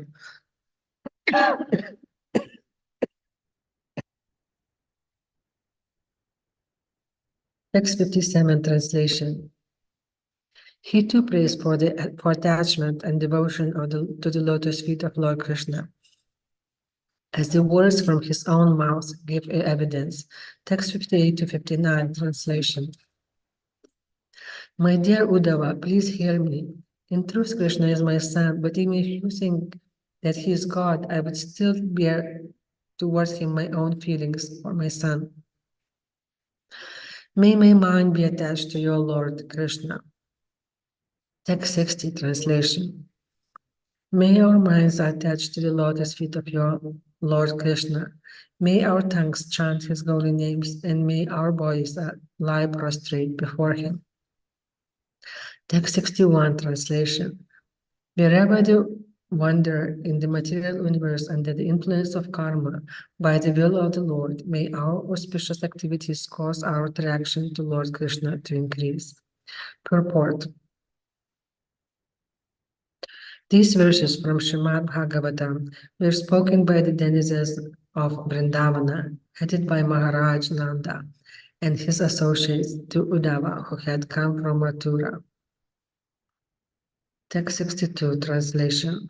Lord Krishna's friends in Vrindavana, headed by Sri Dhamma, have pure fraternal affection for Lord Krishna and have no idea of his opulences. Text 63 translation. Although they fight with him and climb upon his shoulders, they worship his lotus feet in a spirit of servitude. Text 64 translation. Some of the friends of Sri Krishna, the Supreme Personality of Godhead, massaged his feet, and others whose sinful reactions had been destroyed thanked him with hand-held hands. Purport. This verse, quoted from Srimad Bhagavatam, describes how Lord Krishna and Lord Balarama were playing with the cowherd boys after killing Dhenukasura in Talavana. Text 65 and 66, translation. Even the beloved girlfriends of Lord Krishna in Vrindavana, the gopis, the dust of whose feet was desired by Sri Uddhava, and who are more dear to Krishna than anyone else, regard themselves as Krishna's maidservants. Text 67's translation. O Lord, remover of the afflictions of the inhabitants of Vrindavana, O hero of all women, O Lord who destroy the pride of your devotees by your sweet gentle smile, O friend, we are your maidservants. Please fulfill our desires and show us your attractive lotus face. Purport. This verse, in connection with the rasa dance of Krishna with the gopis, is quoted from Srimad Bhagavatam. When Krishna disappeared from his companions in the course of dancing, the gopis sang like this in separation of Krishna. Text 68 translation. O Uddhava, it is indeed regrettable that Krishna resides in Mathura. Does he remember his father's household affairs and his friends, the cowherd boys? O great soul, does he ever talk about us, his maid servants? When will he lay on our heads his aguru-scented hand? Purport. This verse appears in Srimad Bhagavatam in the section known as Ramara Gita. When Uddhava came into Vrindavana, Srimati Radharani, in complete separation from Krishna, sang like this, text 69 to 70 translation. What to speak of the other gopis, even Sri Radhika, who in every respect is the most elevated of them all, and who has bound Sri Krishna forever by her loving attributes, serves his feet as his maid servant. Text 71 translation. My Lord, my husband, O my most dearly beloved, Almighty name, Lord, where are you? Where are you? O my friend, reveal yourself to your maidservant, who is very much aggrieved by your absence. Purport. This verse is quoted from Srimad Bhagavatam. When the rasa dance was going on in full swing, Krishna left all the gopis and took only Srimati Radharani with him. At that time, all the gopis lamented, and Srimati Radharani, being proud of her position, requested Krishna to carry her wherever he liked. Then Krishna immediately disappeared from the scene, and Srimati Radharani began to lament. Text 72 translation. In Dwaraka Dhama, all the queens, headed by Rukmini, also considered themselves maidservants of Lord Krishna. Text 73 translation. Then Yarasandha and other kings Bows and arrows of praise stood ready to deliver me in charity to Shishupala. He forcibly took me from their midst as a lion takes its share of goats and sheep. The dust of his lotus feet is therefore the crown of unconquerable soldiers. May those lotus feet, which are the shelter of the goddess of fortune, be the object of my worship. Purport. This verse from Srimad Bhagavatam was spoken by Queen Rukmini, text 74, translation. Knowing me to be performing austerities with a desire to touch his feet, he came with his friend Arjuna and accepted my hand. Yet I am but a maidservant engaged in sweeping the floor of the house of Sri Krishna. Purport. Like the previous verse, this verse appears in Srimad Bhagavatam in connection with the meeting of the family ladies of the Kuru and Yadu dynasties at Samanta Panchaka. At the time of that meeting, the queen of Krishna named Kalindi spoke to Draupadi in this way. Text 75 translation. Through austerity and through renunciation of all attachments, we have become maidservants in the home of the Supreme Personality of Godhead, who is satisfied in himself. Purport. During the same incident, this verse, quoted from Srimad Bhagavatam, was spoken to Draupadi by a queen of Krishna's name, Lakshmana. Text 76, translation. What to speak of others, even Lord Baladeva, the Supreme Personality of Godhead, is full of emotions like pure friendship and paternal love. Purport. Although Lord Baladeva appeared before the birth of Lord Krishna and is therefore Krishna's worshipable elder brother, he used to act as Krishna's eternal servitor. In the spiritual sky, all the Vaikuntha planets are predominated by the quadruple expansion of Krishna known as Chatur Vyuha. They are direct expansions from Baladeva. It is the singularity of the Supreme Lord that everyone in the spiritual sky thinks himself a servitor of the Lord. According to social convention, one may be superior to Krishna, but factually, everyone engages in his service. Therefore, in the spiritual sky, or the material sky, in all the different planets, no one is able to supersede Lord Krishna or demand service from him. On the contrary, everyone engages in the service of Lord Krishna. As such, the more a person engages in the service of Lord Krishna, the more he is important. And conversely, the more one is bereft of the transcendental service of Krishna, the more he invites the bad fortune of material contamination. In the material world, although materialists want to become one with the God or compete with God, everyone directly or indirectly engages in the service of the Lord. The more one is forgetful of the service of Krishna, and the more he is considered to be dying. Therefore, when one develops pure Krishna consciousness, he immediately develops his eternal servitorship to Krishna. Text 77 translation. He also considers himself a servant of Lord Krishna indeed. Who is there who does not have this conception of being a servant of Lord Krishna? Text 78, translation. He who is Shesha, Sankarshana, with his thousands of mouths, serves Shri Krishna by assuming 10 forms. Text 79, translation. Rudra, who is an expansion of Sadashiva, and who appears in unlimited universes, is also a Gunavatara, or qualitative incarnation, and is the ornament of all the demigods in the endless universes. Purport. There are 11 expansions of Rudra, or Lord Shiva. They are as follows: Ajaikapat, Ahipradna, Virupaksha, Raivata, Hara, Bahurupa, Devashastra, Tiyambaka, Savitra, Jayanta, Pinaki, and Aparajita.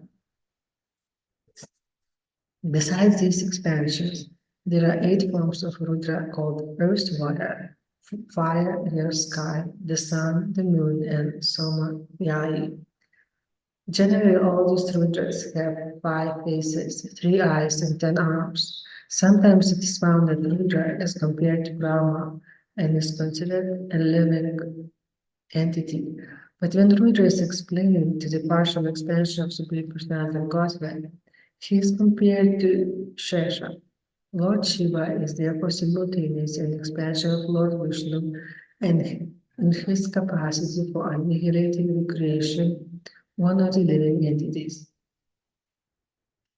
As an expansion of Lord Vishnu, he is called Hara, and he is transcendental to the material qualities.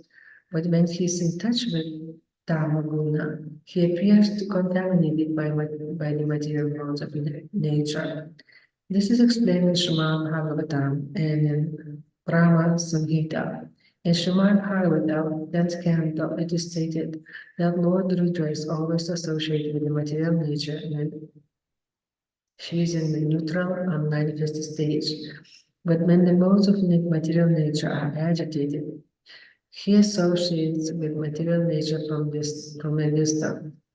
In the Brahma Samhita, the relationship between Vishnu and Lord Shiva is compared to that between milk and yogurt.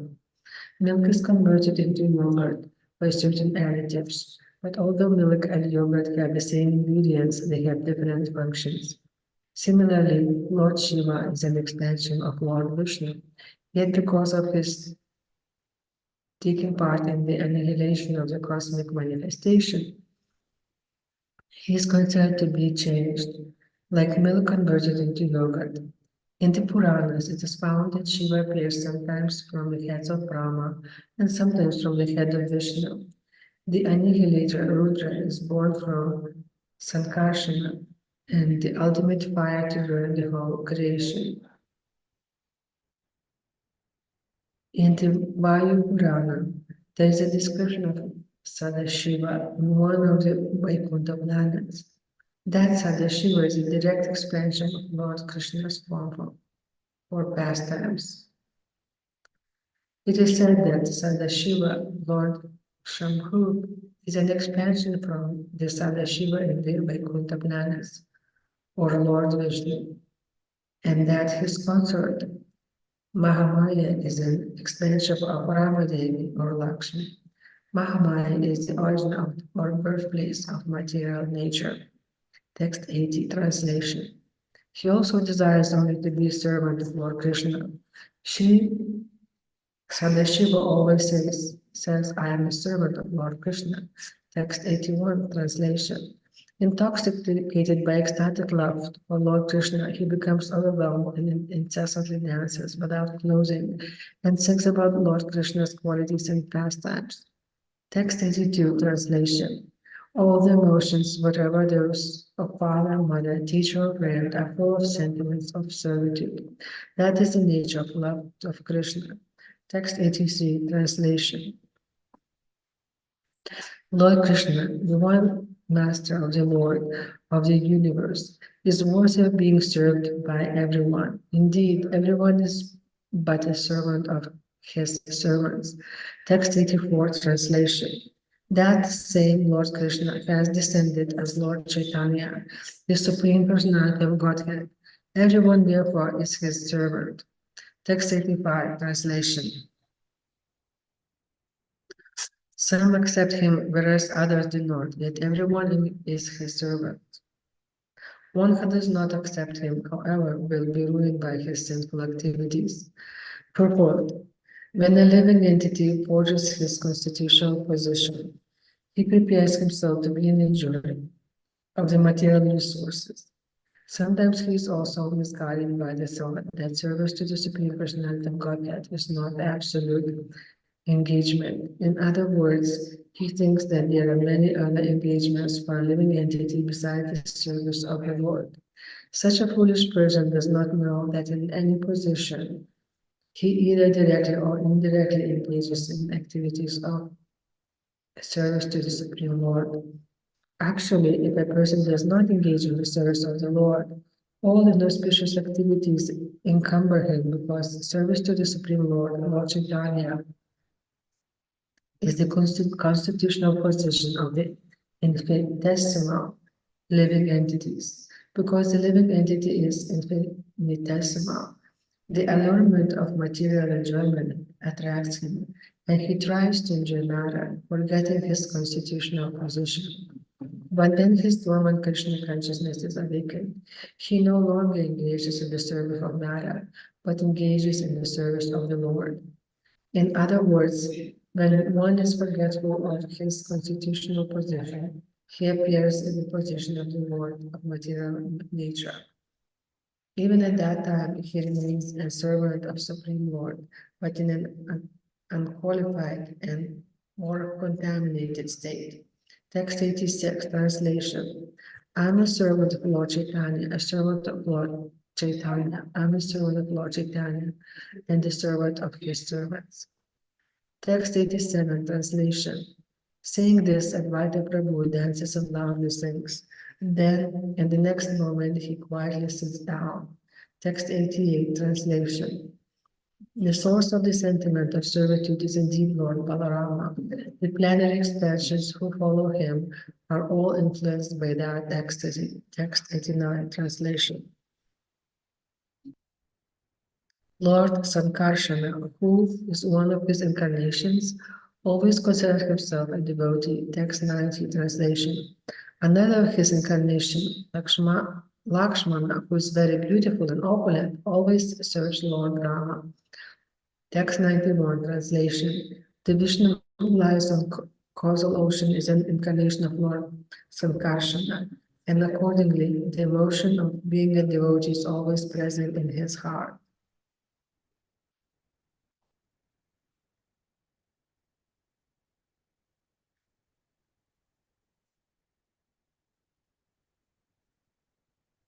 Text 92, translation. Advaita Acharya is a separate expansion of him. He always engages in devotional service with his thoughts, words, and actions. Text 93, translation.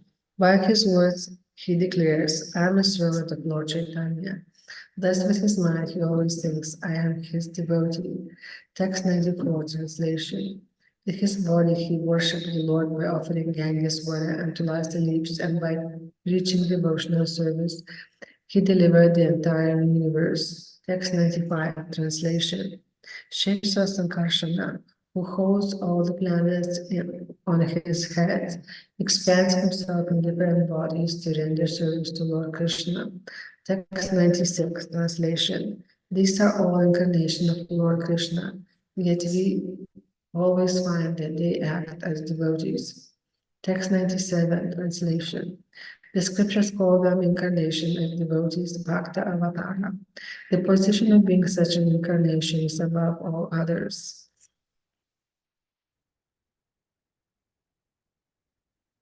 Purport. The Supreme Personality of Godhead appears in different incarnations, but his appearance in the role of a devotee is more beneficial to the conditioned souls than the other incarnations, with all their opulences. Sometimes the conditioned soul is bewildered when he tries to understand the incarnation of Godhead with full opulence. Lord Krishna appeared and performed many uncommon activities, and some materialists misunderstood him. But in his appearance as Lord Chaitanya, he did not show much of his opulences, and therefore fewer conditioned souls may be bewildered. Misunderstanding the Lord, many fools consider themselves incarnations of the Supreme Personality of Godhead. But the result is that after leaving the material body, they enter the species of jackals. Persons who cannot understand the real significance of an incarnation must attain such lower species of life as punishment. Conditioned souls who are puffed up by false egoism and who try to become one with the Supreme Lord become Mayavadis. Text 98, translation. Lord Krishna is the source of all incarnations, and all others are his parts or partial incarnations.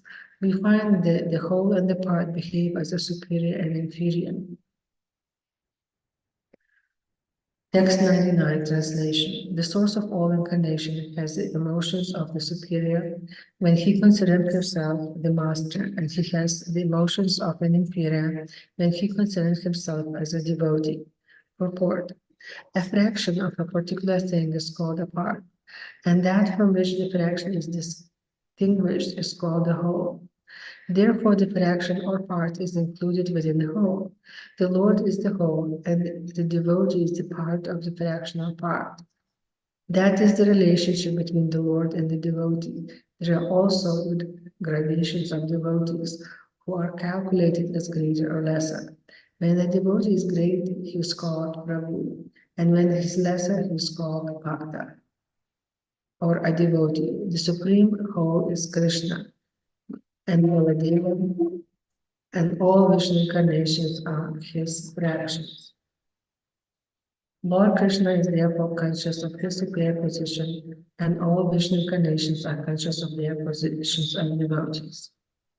Text 100. Translation.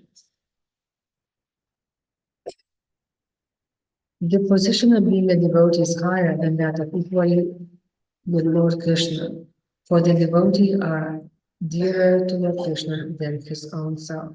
Purports. The conception of oneness in the Supreme Personality of Godhead is inferior to that of eternal service to the Lord, because Lord Krishna is more affectionate to devotees than to his personal self.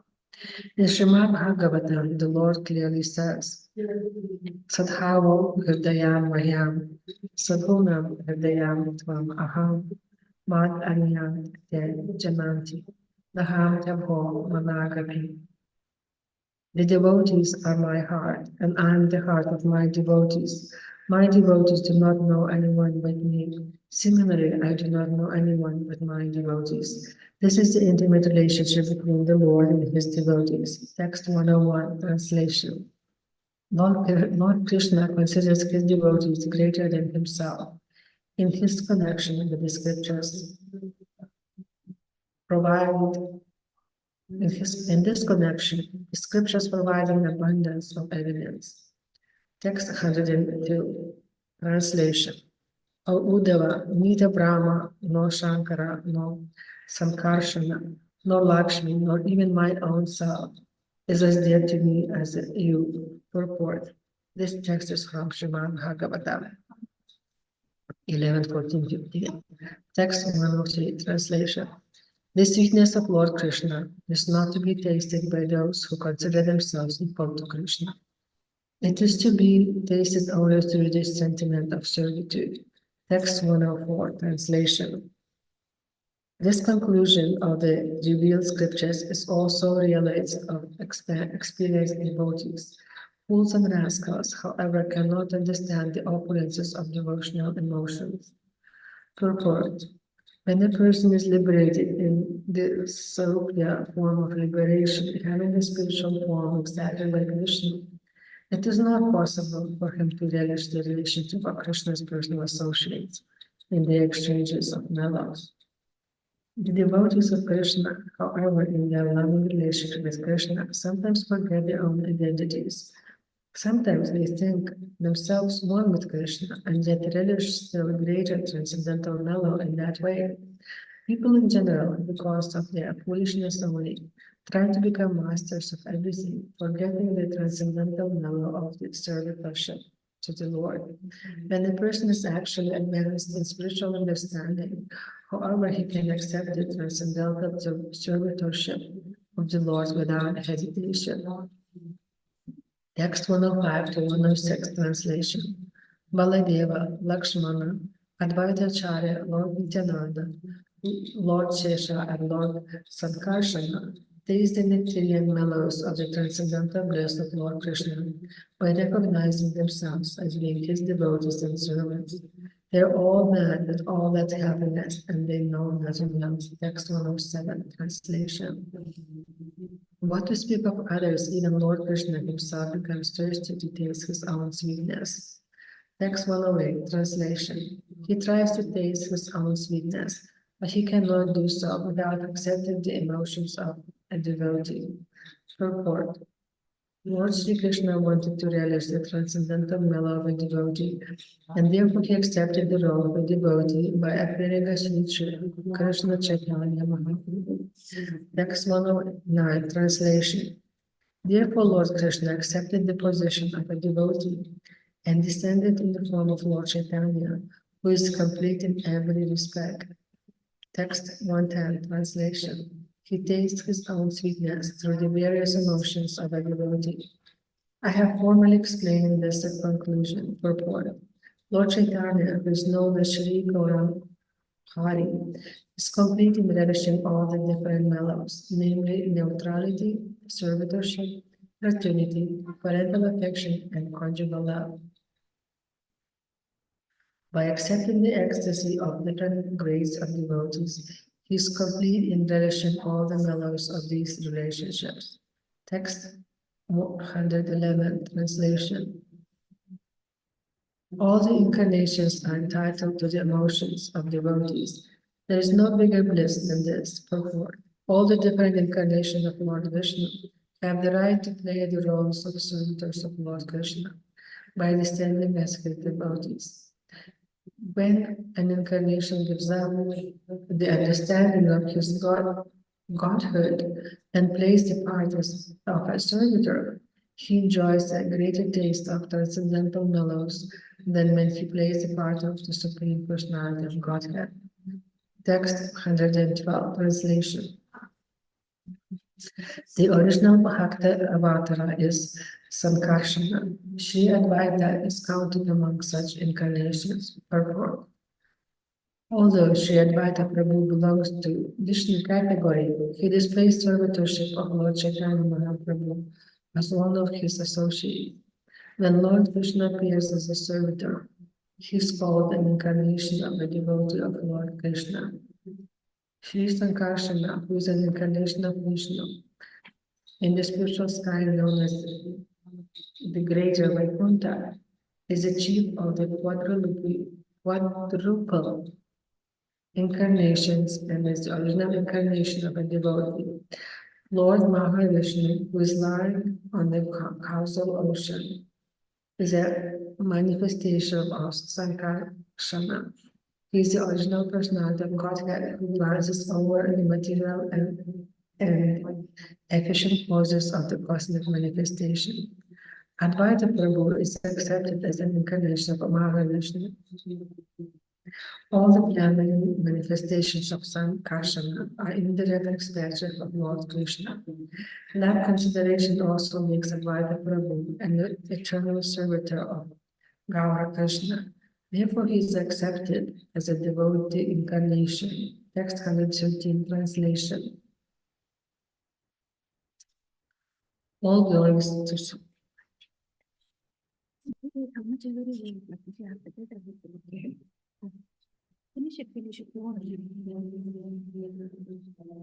He liberates the universe by preaching Sankirtana. Thus, the people of the world receive the treasure of love of Godhead through the mercy of Sri Advaita.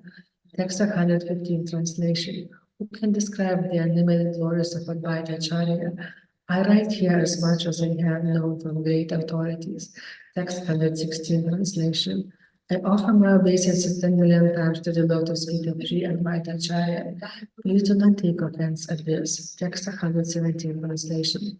Your glories are fathomless.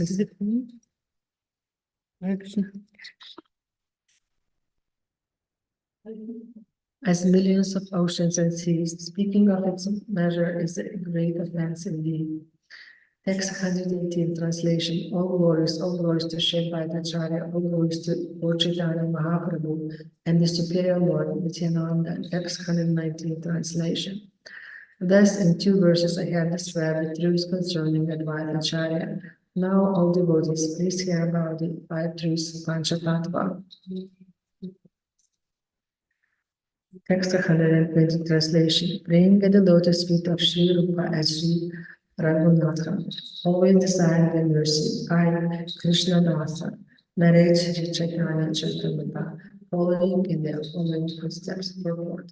Thus end the Vedanta purpose of Sri Chaitanya Charitamrta, Adi Lila, 6th chapter, describing the glories of Sri Advaita Acharya.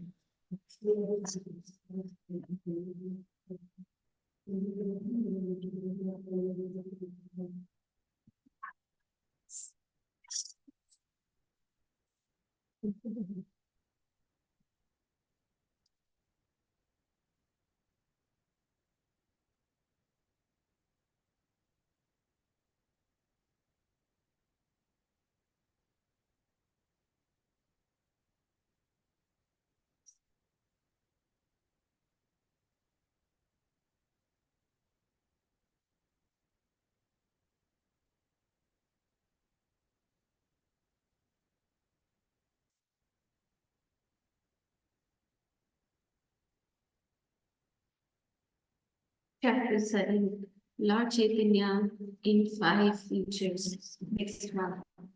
Translation. Let me offer my respectful obeisances unto Lord Chaitanya Mahaprabhu, who is the ultimate goal of life for one bereft of all possessions in this material world, and it is the only meaning for one advancing in spiritual life. Thus, let me write about his magnanimous contribution of spiritual, of devotional service in love of God. Purport. The Lord in the conditioned stage of material existence is in an atmosphere of helplessness, but the conditioned soul under the illusion of Maya or the external energy thinks that he is completely protected by his family, society, friendship, and love, not knowing that at the time of death none of this can save him. The laws of material nature are so strong. The laws of material nature are so strong that none of our material possessions can save us from the cruel hands of death. In the Bhagavad Gita 13:9, it is stated, Janma Mrityu Jara Gandhi Dukkha Doshanu Darshanam. One who is actually advancing must always consider the four principles of miserable life, namely birth, death, old age, and disease. One cannot be saved from all miseries unless he takes shelter of the lotus feet of Krishna. Sri Chaitanya Mahaprabhu is therefore the only shelter for all conditioned souls. Any intelligent person, therefore, does not put his faith in any material possessions, but completely take shelter of the lotus feet of the Lord. Such a person is called a Kinchana, or one who does not possess anything in this material world. The Supreme Personality of Godhead is also known as a Kinchana Gochara, but can be achieved by a person who does not put his faith in material possessions. Therefore, for the fully surrendered soul who has no material possessions on which to depend, Lord Chaitanya Mahaprabhu is the only shelter. Everyone depends upon dharma, religiosity, artha, economic development, karma, sense gratification, and ultimately moksha, salvation. But Lord Chaitanya Mahaprabhu, due to his magnanimous character, can give more than salvation. Therefore, in his words, the words, Hinartha Vika Sadakam indicate that although by material estimation, salvation is of a quality superior to the inferior interests of religiosity, economic development, and sense gratification.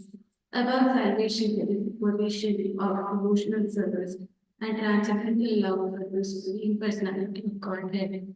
Sri Chaitanya Mahaprabhu is the bestower of this great benediction. Sri Chaitanya Mahaprabhu said, Prema Puma Artha Mahan. Love of Godhead is the ultimate benediction for all living beings. Sri Krishnadas Kaviraj Goswami, the author of Sri Chaitanya Caritamrta, therefore first refers his respectful obeisances unto Lord Chaitanya Mahaprabhu before describing his magnanimity in bestowing love of Godhead. Text 2, translation. Let me offer glorification to the Supreme Lord Sri Chaitanya Mahaprabhu, one who has taken shelter of his lotus feet in the most glorious person. Purport. Prabhu means master. Sri Chaitanya Mahaprabhu is the Supreme Master of all masters. Therefore, he is called Mahaprabhu. Any person who takes shelter of Sri Chaitanya Mahaprabhu is most glorified because by the mercy of Sri Chaitanya Mahaprabhu, he will be able to get promotion to the platform of loving service to the Lord, which is transcendental to salvation. Text 3, translation. In the beginning, I have discussed the truth about the spiritual master. Now I shall try to explain the Panchatattva purport. In the first chapter of Chaitanya Charitamrta Adhyaya, the author, Srila Krishnadas Kaviraj Goswami, has described the initiator spiritual master and the instructor spiritual master in the verse, beginning with the words Vande Giving Isha Bhaktam Isham Ishavataраtum. In this verse, there are 6 transcendental subject matters, of which the truth regarding the spiritual master has already been described.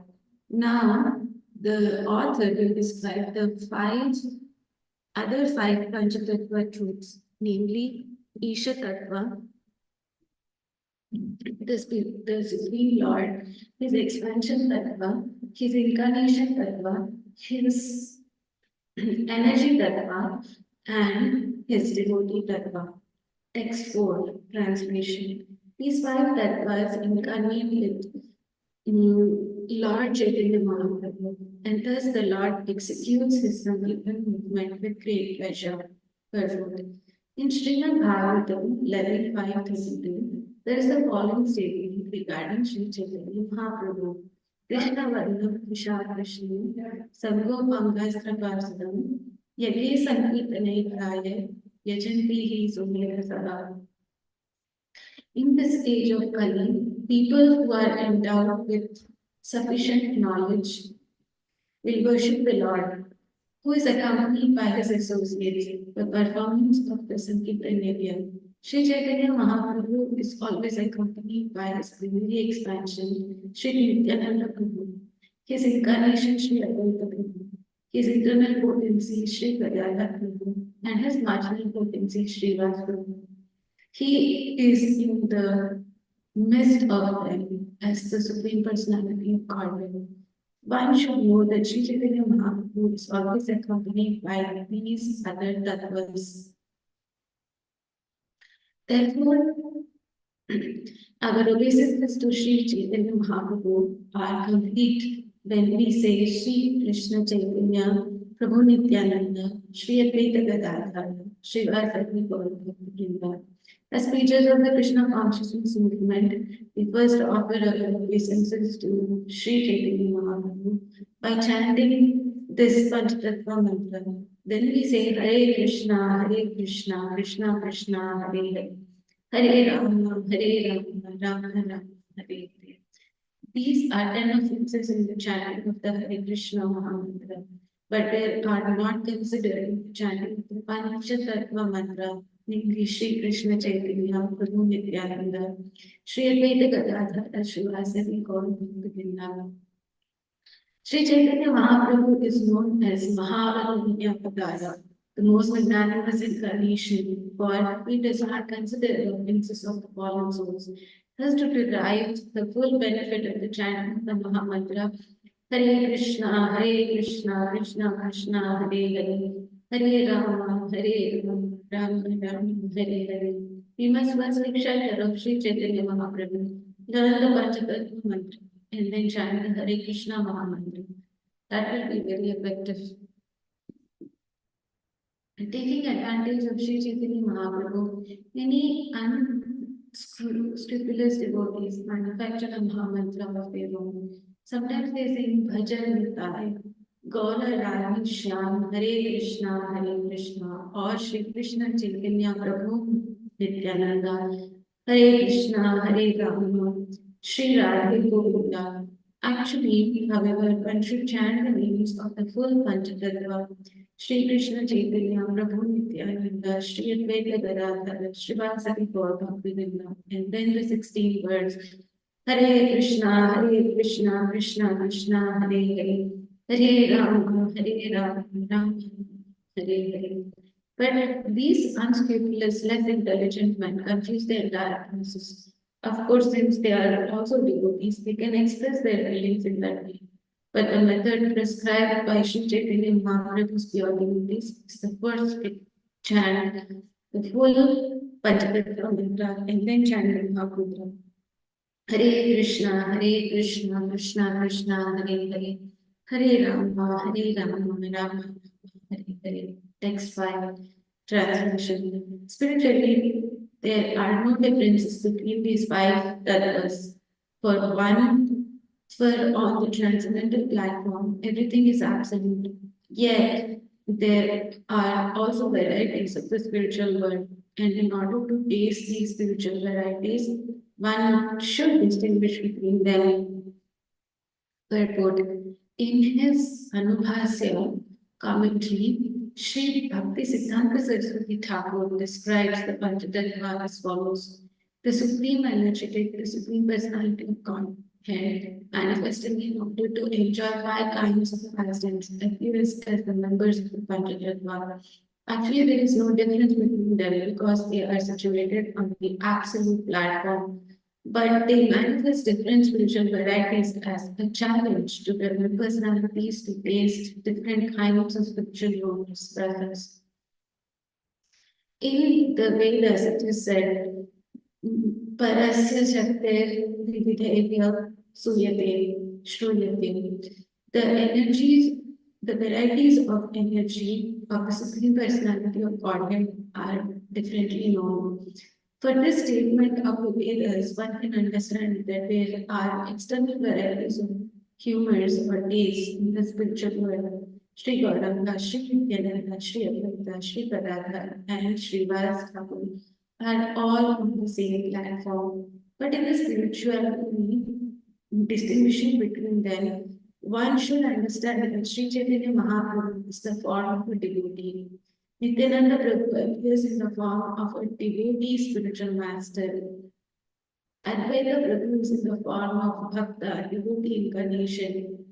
Gadadhar Prabhu is the energy of Bhakta, and Srivas Thakur is a pure devotee. Thus, there are spiritual distinctions between them.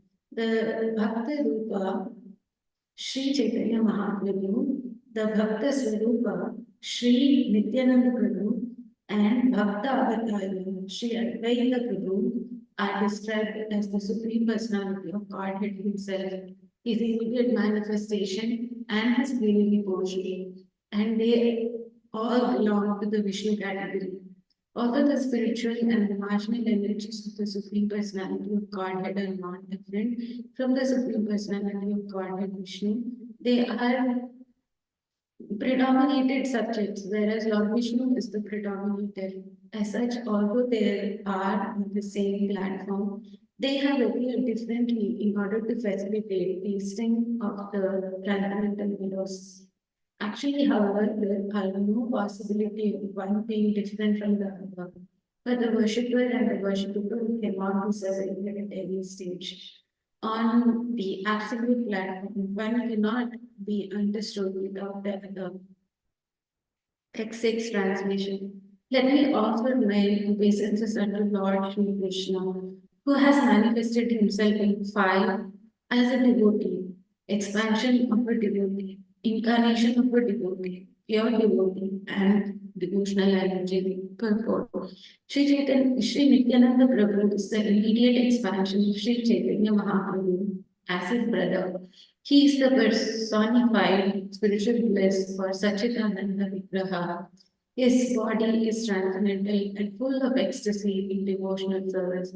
Sri Chaitanya Mahaprabhu is therefore called Bhakta Rupa, the form of a devotee, and Sri Nityananda Prabhu is called Bhakta Sarupa, the expansion of a devotee.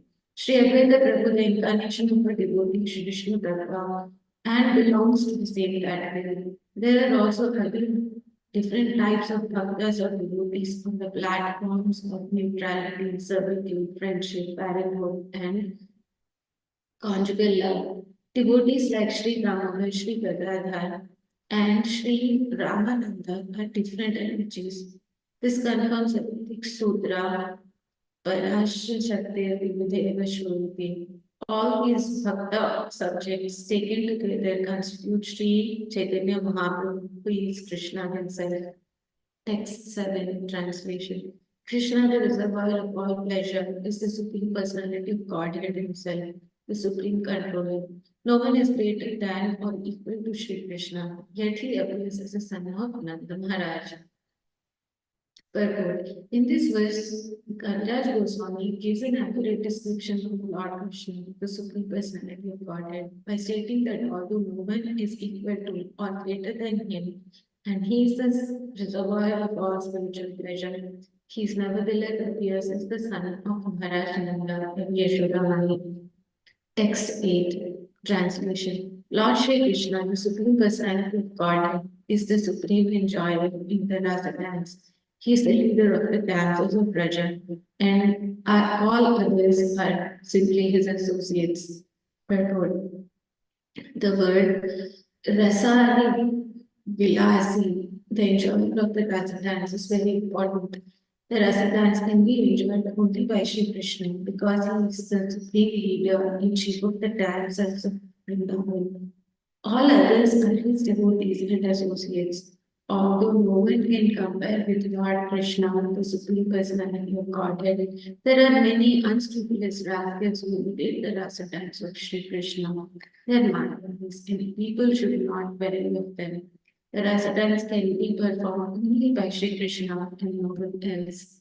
Text 9 translation. The self-same Lord Krishna and when himself as Sri Chaitanya Mahaprabhu with his all external associates who are also equally glorious.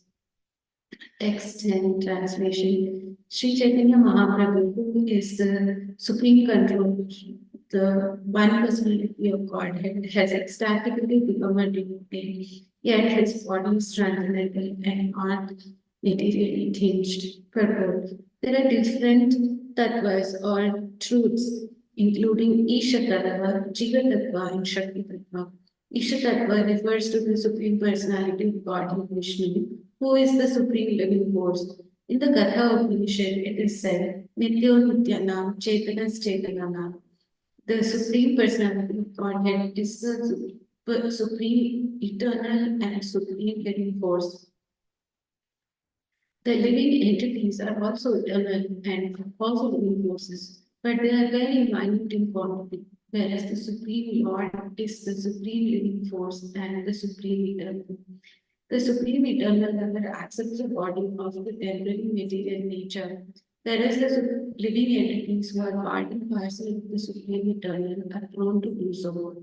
Thus, according to the Vedic mantras, the Supreme Lord is the Supreme Master of the innumerable living entities. The Mayavadi philosophers, however, try to equate the minute living entities with the Supreme living entity because they recognize no distinctions between them. Their philosophy is called Advaita or monism.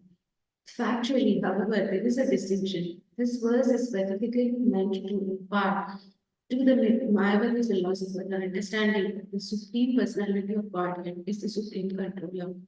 The supreme controller, the personality of Godhead, is Krishna himself, but as the transcendental Vasan, he has accepted the form of a devotee, Lord Chaitanya Mahaprabhu. As stated in the Bhagavad Gita, that the Supreme Personality of Godhead, Krishna, comes to this planet exactly like a human being. Some rascals consider him to be one of the ordinary humans. One who thinks in that mistaken way is described as mudha or foolish. Therefore, one should not foolishly consider Chaitanya Mahaprabhu to be an ordinary human being. He has accepted the ecstasy of the devotees, but he is the Supreme Personality of God. Since the time of Chaitanya Mahaprabhu, there have been many imitation incarnations of Krishna who cannot understand that Chaitanya Mahaprabhu is Krishna himself, not an ordinary human being. Less intelligent men create their own gods by advertising a human being as God. This is their mistake. Therefore, here the words mm, Tantra Shuddha Kalevara warn that Chaitanya Mahaprabhu's body is not material but purely spiritual. One should not therefore accept Chaitanya Mahaprabhu as an ordinary devotee, although he is assumed the form of a devotee. Yet one must certainly know that although Chaitanya Mahaprabhu is the Supreme Personality of Godhead, because he accepted the ecstasy of a devotee, one should not misunderstand his patterns and place him in exactly the same position as Krishna. It is for this reason only that when Sri Krishna Chaitanya Mahaprabhu was addressed as Krishna or Vishnu, he blocked his ears, not wanting to hear himself addressed as the Supreme Personality of Godhead. There is a class of devotees called Gauranga Nagri, whose sage plays of Krishna's pastimes using a vigraha or form of Chaitanya Mahaprabhu. This is a mistake. This is a mistake that is technically called rasabhas. When Chaitanya Mahaprabhu is trying to enjoy as a devotee, one should not disturb him by addressing him as the Supreme Personality of Godhead. Text level translation. The transcendental mellow of conjugal love of Krishna is so wonderful that Krishna himself accepts the form of a devotee to relish and taste it fully. Purport. Although Krishna is the reservoir of all pleasure, he has a special intention to taste himself by accepting the form of a devotee. It is to be concluded that although Lord Chaitanya is present in the form of a devotee, he is Krishna himself. Therefore, Vaishnava song Shri Krishna Chaitanya Radha Krishna Nahi Anya. Krishna, Radha, and Krishna combined together are Shri Krishna Chaitanya Mahaprabhu.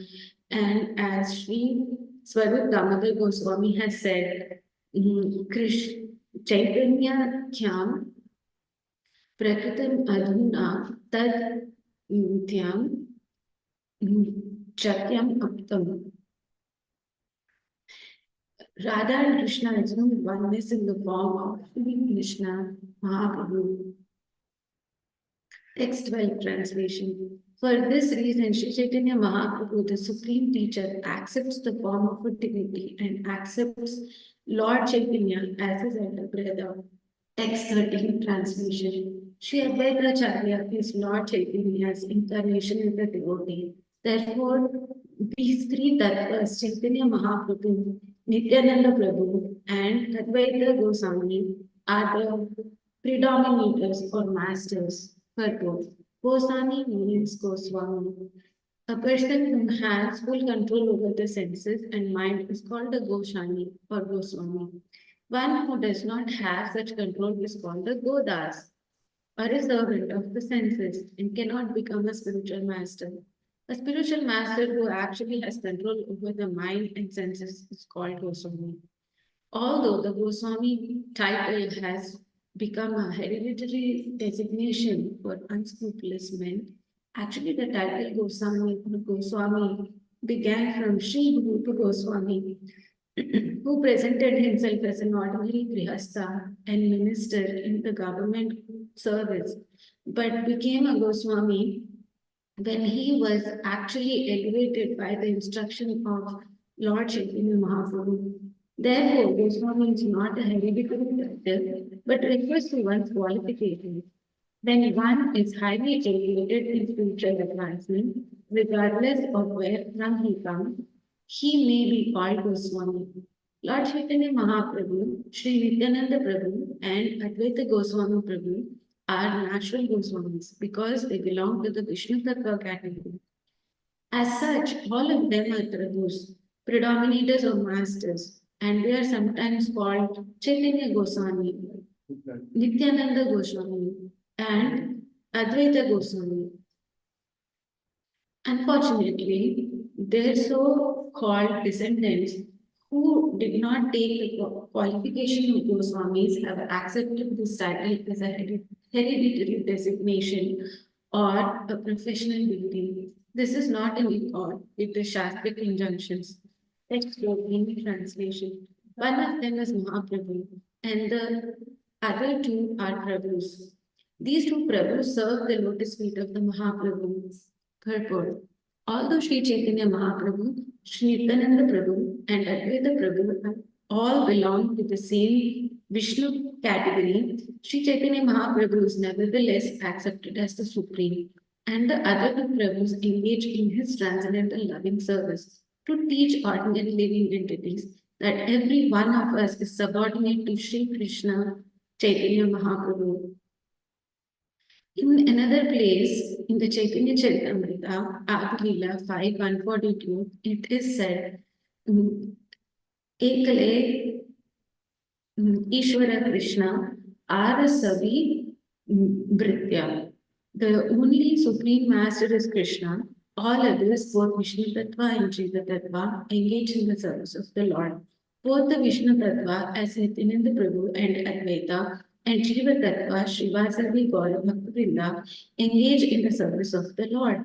But one must not distinguish between the Vishnu Tattva servitors and the Jiva Tattva servitors.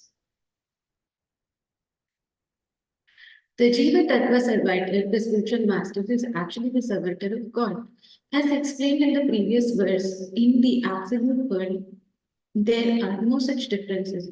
Yet one must observe these differences in order to distinguish the Supreme from his subordinates. Text 15, translation. The three predominators, Chaitanya Mahaprabhu, Nityananda Prabhu, and Advaita Prabhu, are worshipable by all living entities, and the fourth principle, Sri Gadadhar Prabhu, is to be understood as their worshipper. Purport. In the Anubhasya, Sri Bhakti Siddhanta Saraswati Thakur, describing the truth about the Panchatattva, explains that we should understand that Lord Sri Chaitanya Mahaprabhu is the supreme predominator and that Nityananda Prabhu and Advaita Prabhu are his subordinates, but are also predominators. Lord Sri Chaitanya Mahaprabhu is the Supreme Lord, and Nityananda Prabhu and Advaita Prabhu are manifestations of the Supreme Lord. All of them are Vishnu Tattva, the Supreme, and are therefore worshipable by their living entities. Although the other two Tattvas within the category of Pancha Tattva, namely Shakti Tattva and Chikra Tattva, represented by Gadadhar and Srivas, are worshippers of the Supreme Lord.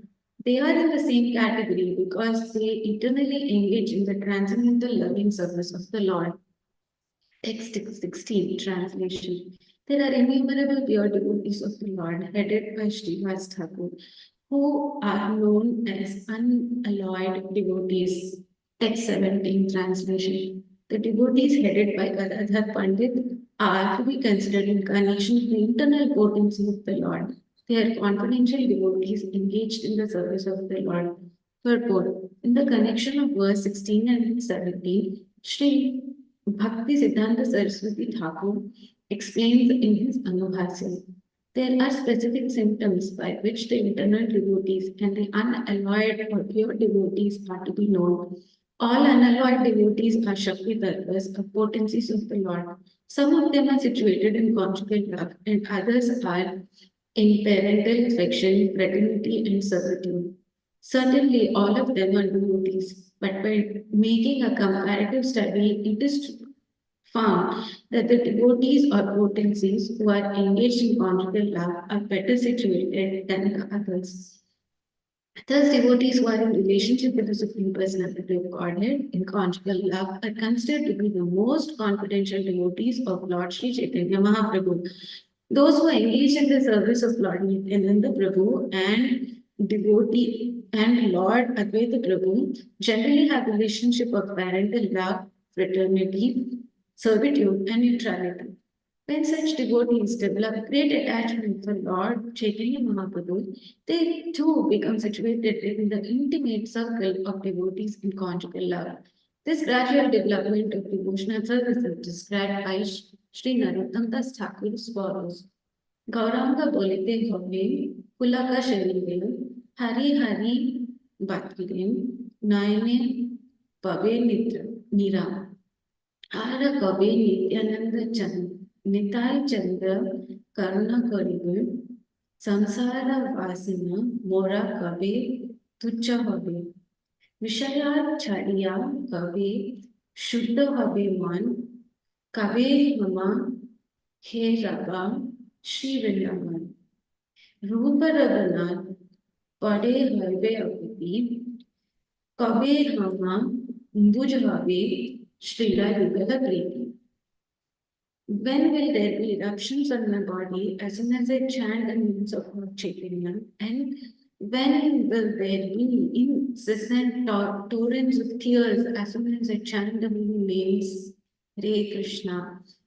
When will Lord Chaitanya, Lord Nityananda be merciful towards me and free me from all desires of material attachment? When will my mind be completely free from all contamination of desires for material pleasures? Only at that time will it be possible for me to understand Vrindavan.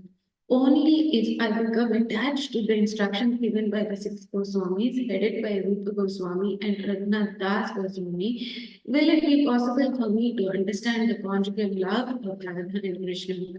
By attachment to the devotional service of Lord Chaitanya Mahaprabhu, one immediately comes to the ecstatic position. When he develops his love for Nityananda Prabhu, he is freed from all attachment to the material world, and at that time he becomes eligible to understand the Lord's pastimes and Vrindavan. In that condition, when one develops his love for the six Goswamis, he can understand the conjugal love between Radha and Krishna. There are different stages of your devotee's promotion to conjugal love in the service of Radha and Krishna in an intimate relationship with Lord Sri Krishna Chaitanya Mahaprabhu. Text 1819 translation. The internal devotees or potencies are all eternal associates in the pastimes of of the Lord. Only with them does the Lord advent to propound the Sankirtan movement. Only with them does the Lord taste the mellow of conjugal love, and only with them does he distribute his love of God to people in general. Purport. Distinguishing between pure devotees and eternal or confidential devotees. Srila Rupa Goswami, in his book Upadeshamrita, traces the following gradual process of development. Out of many thousands of karmis, one is better when he is situated in perfect Vedic knowledge. Out of many such learned scholars and philosophers, one who is actually liberated from spiritual bondage is better. And out of such many who are actually liberated, one who is a devotee of the Supreme Personality of Godhead is considered to be the best. Among the many such transcendental lovers of the Supreme Personality of Godhead, the gopis are the best, and among the gopis, Srimati Radhika is the best. Srimati Radhika is very dear to Lord Krishna, and similarly, her ponds, namely Shamakund and Radhakund, are also very dear to the Supreme Personality of Godhead. Srila Bhakti Siddhanta Saraswati Thakur comments in his Anubhasya that among the five tattvas, two are energies, Shakti Tattva, and the other three are energetic, Shaktiman Tattva.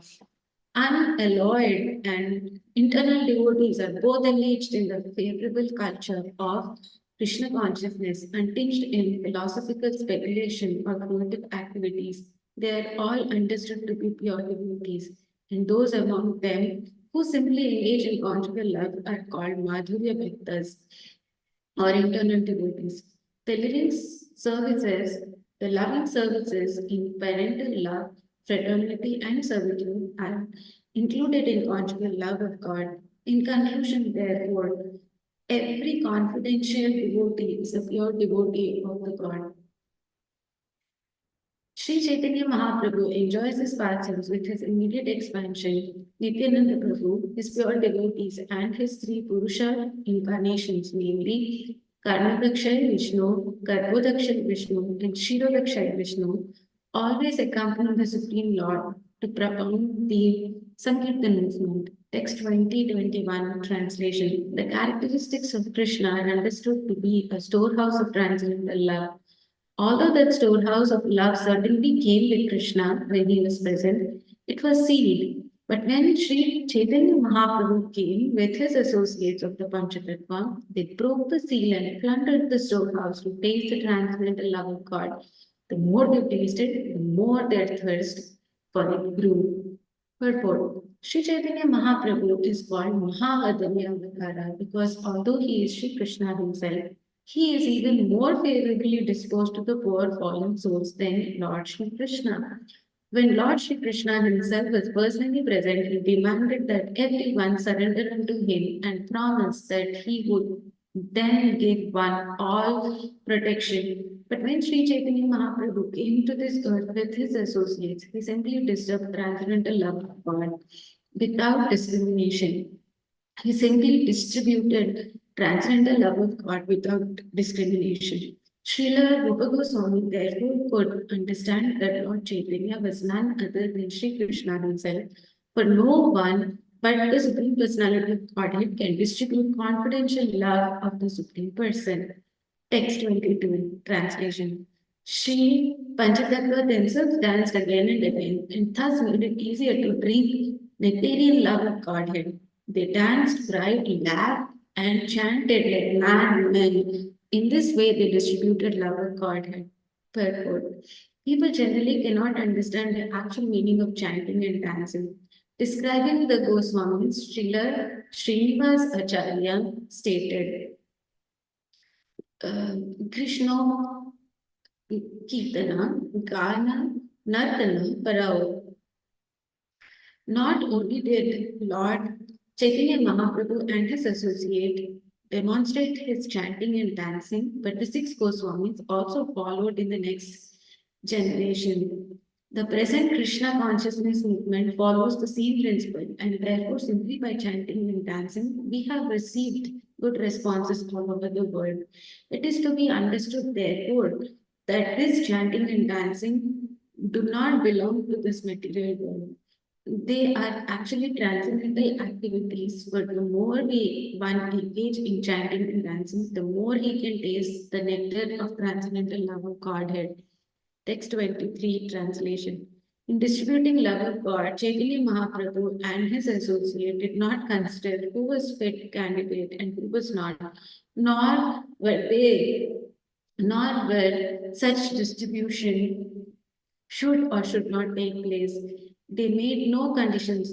Wherever they go, the opportunity, wherever they got the opportunity, the members of the Panchatattva distributed love of Godhead. Purport.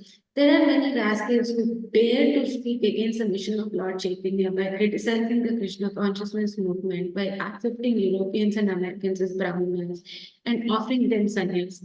But here is an authoritative statement that in distributing love of God, one should not consider whether the recipients are Europeans, Americans, Hindus, Muslims, etc.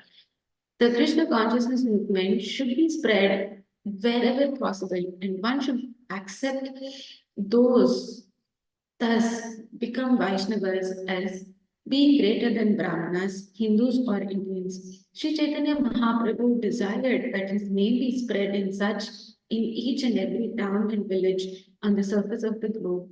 Therefore, when the cult of Chaitanya Mahaprabhu is spread all over the world, should those who embrace it not be accepted as Vaishnavas, Brahmanas, or sannyasis?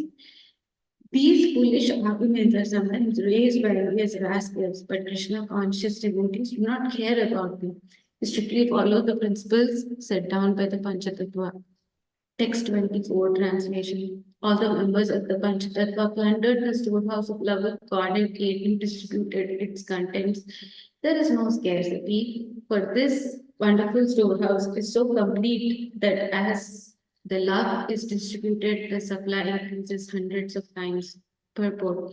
A pseudo incarnation of Krishna once told his disciple that he had emptied himself by giving him all knowledge and was thus spiritually bankrupt. Such bluffers speak in this way to cheat the public, but actual spiritual consciousness is so perfect that the more it is distributed, the more it increases. Bankruptcy is a term that applies in the material world, but the storehouse of love of Godhead is in the spiritual world can never be depleted. Krishna is providing for millions and trillions of living entities by supplying all their necessities. And even if all the innumerable living entities wanted to become Krishna conscious, there would be no scarcity of love of God, nor would there be insufficiency in providing or for their maintenance. Our Krishna conscious movement was started single handedly, and no one provided for our livelihood. But at present, we are spending hundreds and thousands of dollars all over the world, and the movement is increasing more and more. Thus, there is no question of scarcity. All the jealous persons may be envious if we stick to our principles and follow the footsteps of the Panchatattva.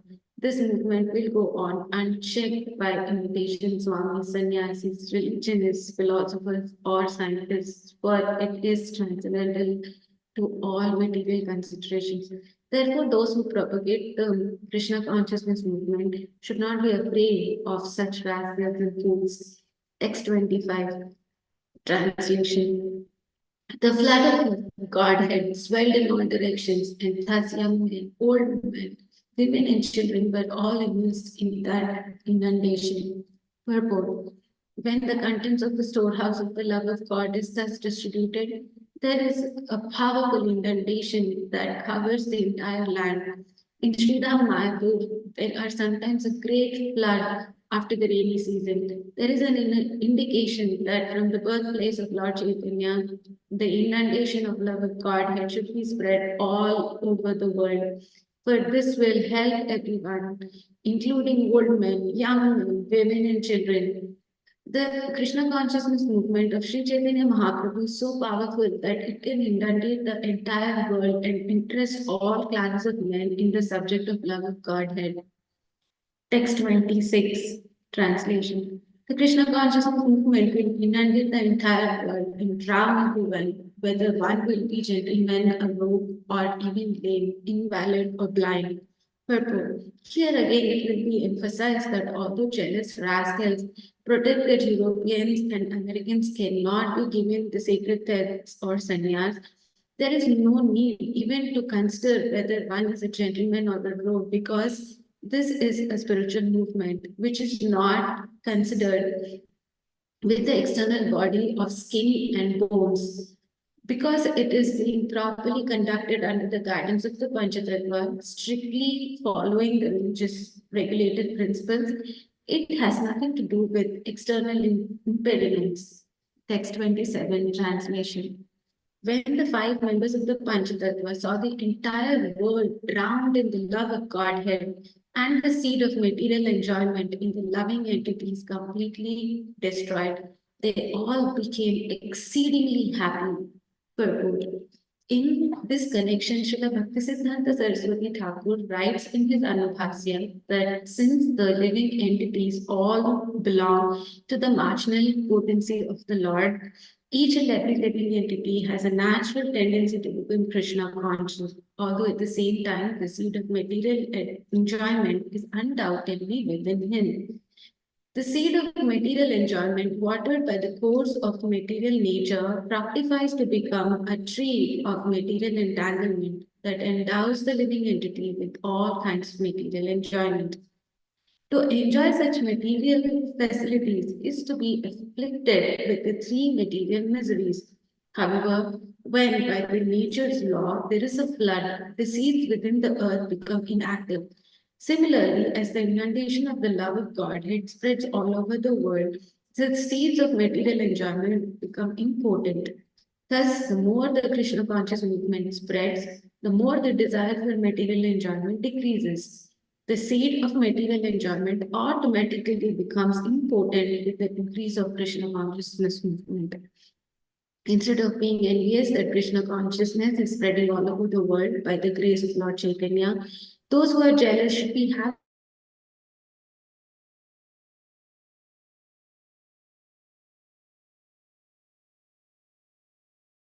Parama Ullasa. But materialistic devotees who are not advanced in spiritual knowledge, they are envious instead of being happy, and they try to find faults in the Krishna consciousness movement. Yet Srimad Prabodhananda Saraswati writes in his Chaitanya Chandramrita that when influenced by Lord Chaitanya, Krishna consciousness movement, materialists become adverse to talking about their wives and children. Supposedly learned scholars give up their tedious studies of Vedic literature. Yogis give up their impractical practices of mystic yoga.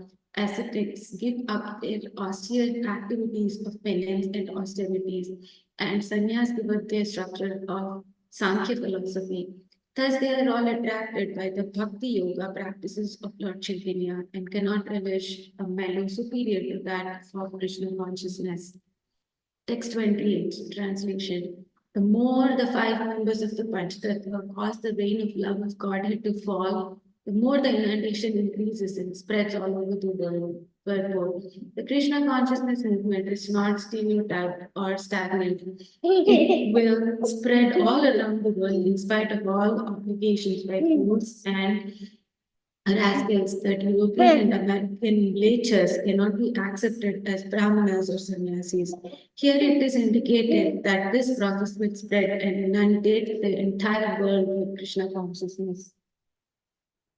Text 29:30 translation. The impersonalists, fruitive workers, false logicians, blasphemers, non-devotees, and lowest amongst the student community are all very expert in avoiding the Krishna consciousness movement, and therefore the inundation of Krishna consciousness cannot touch them. Purport. Mhm. 2 minutes అయిపోయింది. ఇదే last, okay? Purport. Like Mayavadi philosophers in the past, such as Prakashananda Saraswati of Benares, modern impersonalists are not interested in in Lord Chaitanya's Krishna consciousness movement. They do not know the value of the material world. They consider it false and cannot understand how the Krishna consciousness movement can utilize it. They are all absorbed in the impersonal thought and they take it for granted that all spiritual variety is material because they do not know anything beyond their misconception of the Brahmajyoti. They cannot understand that Krishna, the Supreme Personality of Godhead, is spiritual and therefore beyond the conception of material illusion. Whenever Krishna incarnates, personally, as a devotee, these Mayavadi philosophers accept him as an ordinary human being. This is condemned in Bhagavad Gita 9:11. Avajananti mamudha manushim tanumashritam param bhavam ajanto mama bhuta maheshwaram. Fools deride me when I descend in the human form. They do not know my transcendental nature as the Supreme Lord of all that can be. There are also other unscrupulous persons who exploit the Lord's appearance by posing as incarnations to cheat the innocent public. An incarnation of Lord should pass the tests of the statements of the Shastras and also perform uncommon activities. One should not accept a rascal or as an incarnation of God, but should test his ability to act as a supreme personality of Godhead. For example, Krishna taught Arjuna the Bhagavad Gita, and Arjuna also accepted him as the supreme personality of Godhead. But for our understanding, Arjuna requested the Lord to manifest his own person form, thus testing whether he is actually the Supreme Lord. Similarly, one must test a so-called incarnation of Godhead according to the standard criteria. To avoid being misled by the exhibition of mystic powers, it is best to examine a so-called incarnation of Lord in the light of the statements of Shastras. Chaitanya Mahaprabhu is described in the Shastras as the incarnation of Krishna. Therefore, if one wants to imitate Lord Chaitanya and claim to be an incarnation, he must first show evidence from Shastra about his appearance to substantiate his claim. Yes, Prabhu.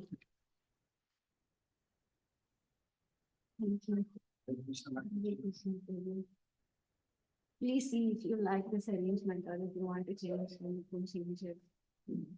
They were keeping.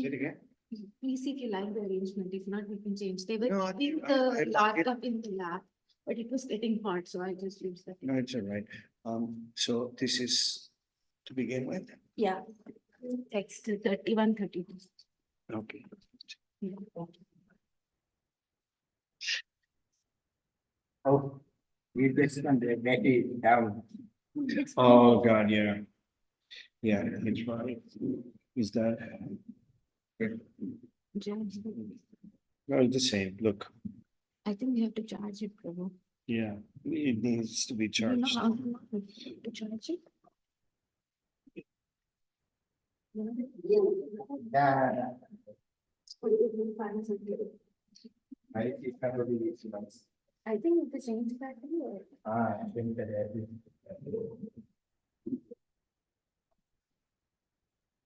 this one is loose. the battery needs to be charged.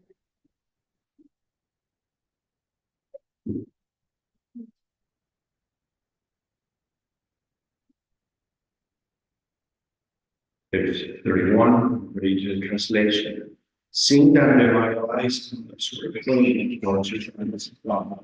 I wanted everyone to be immersed in this inundation of law of God, but some of them may have escaped. Therefore, I supplicate to drown them also. This Say it again. you have to use this, otherwise they won't be able to hear online. Oh, Yeah, this is the English, so even like just one word is good. and about if about we put it like this. I think it might work. You can. Yeah. I know.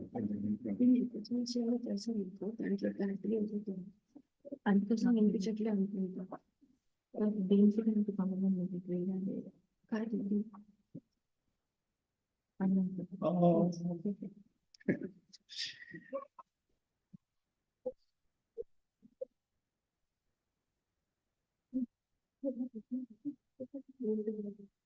Oh, man. I think there's something screwed. What happened here? 31:30. Why is it? Chapter 7. Oh, Prabhu, this doesn't, you have to go like this on the screen. It's a touch screen.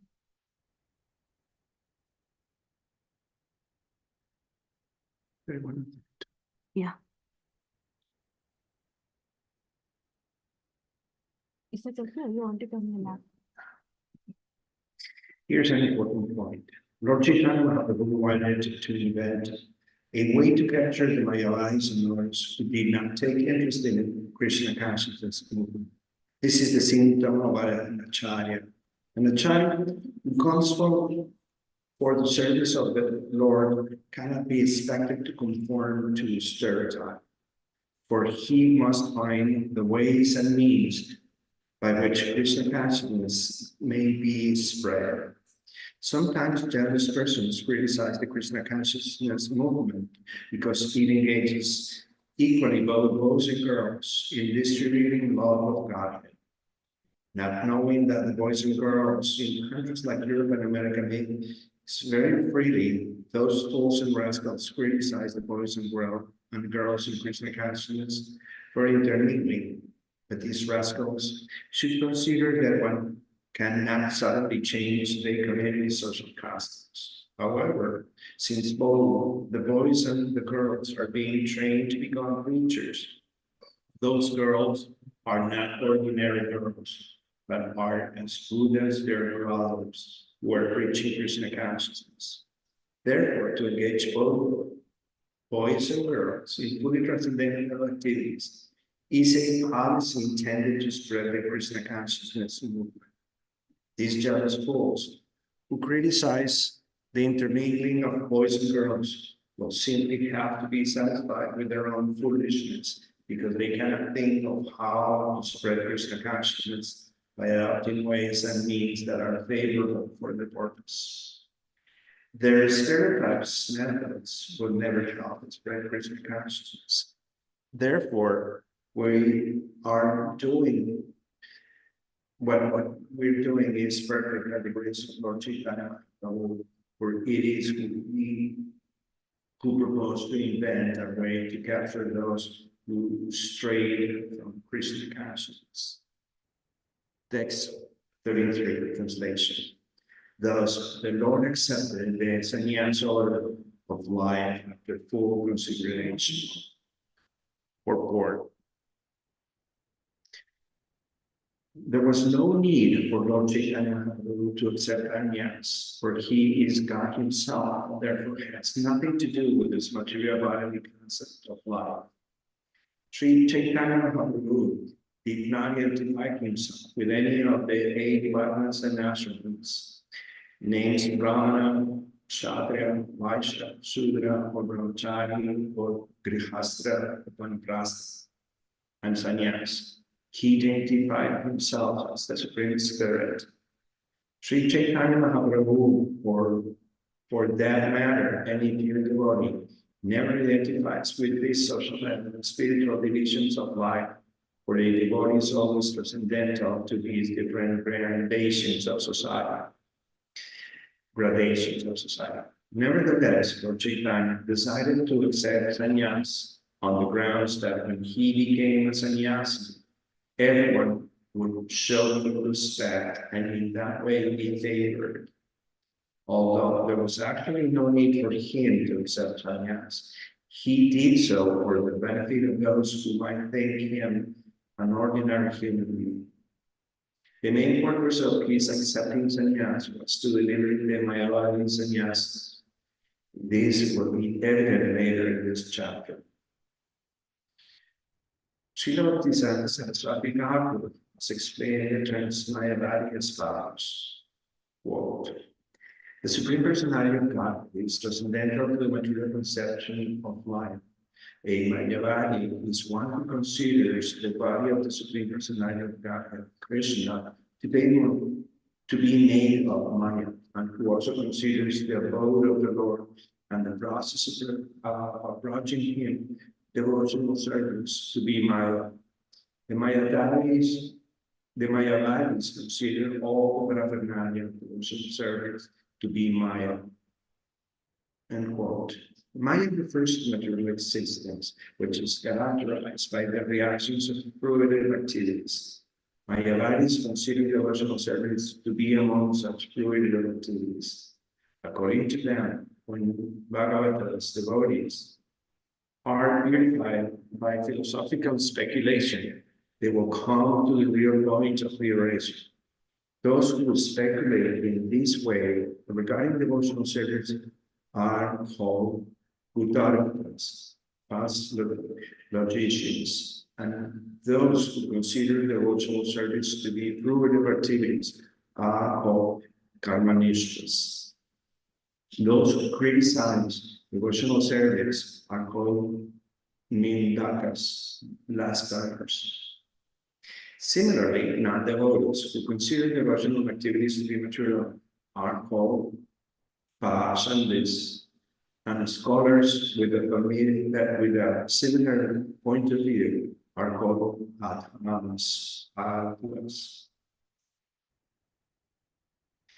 The Uttarakas, Nindakas, Pashandis, and Adhaman Paduyas all avoid the benefits of Lord Chaitanya Mahaprabhu's movement of devotional love of God. Sri Chaitanya Mahaprabhu felt compassion for them, and it is for the reason that he decided to accept sannyasa order.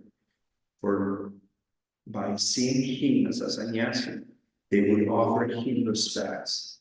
The sannyasa order was still respected in India.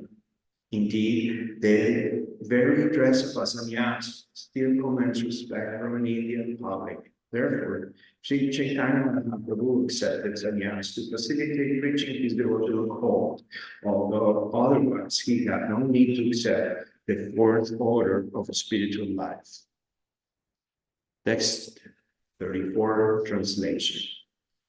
Sri Chaitanya Mahaprabhu remained in household life for 24 years, and in the verge of his 25th year, he accepted the sannyas for 4. There are 4 orders of the spiritual life, namely brahmacharis, grihastras, vanaprastha, and sannyas. And in each of these ashrams, there are 4 divisions. The divisions of our brahmacharya ashram are Savitriya, Prajapatya, Parama, and Brihat.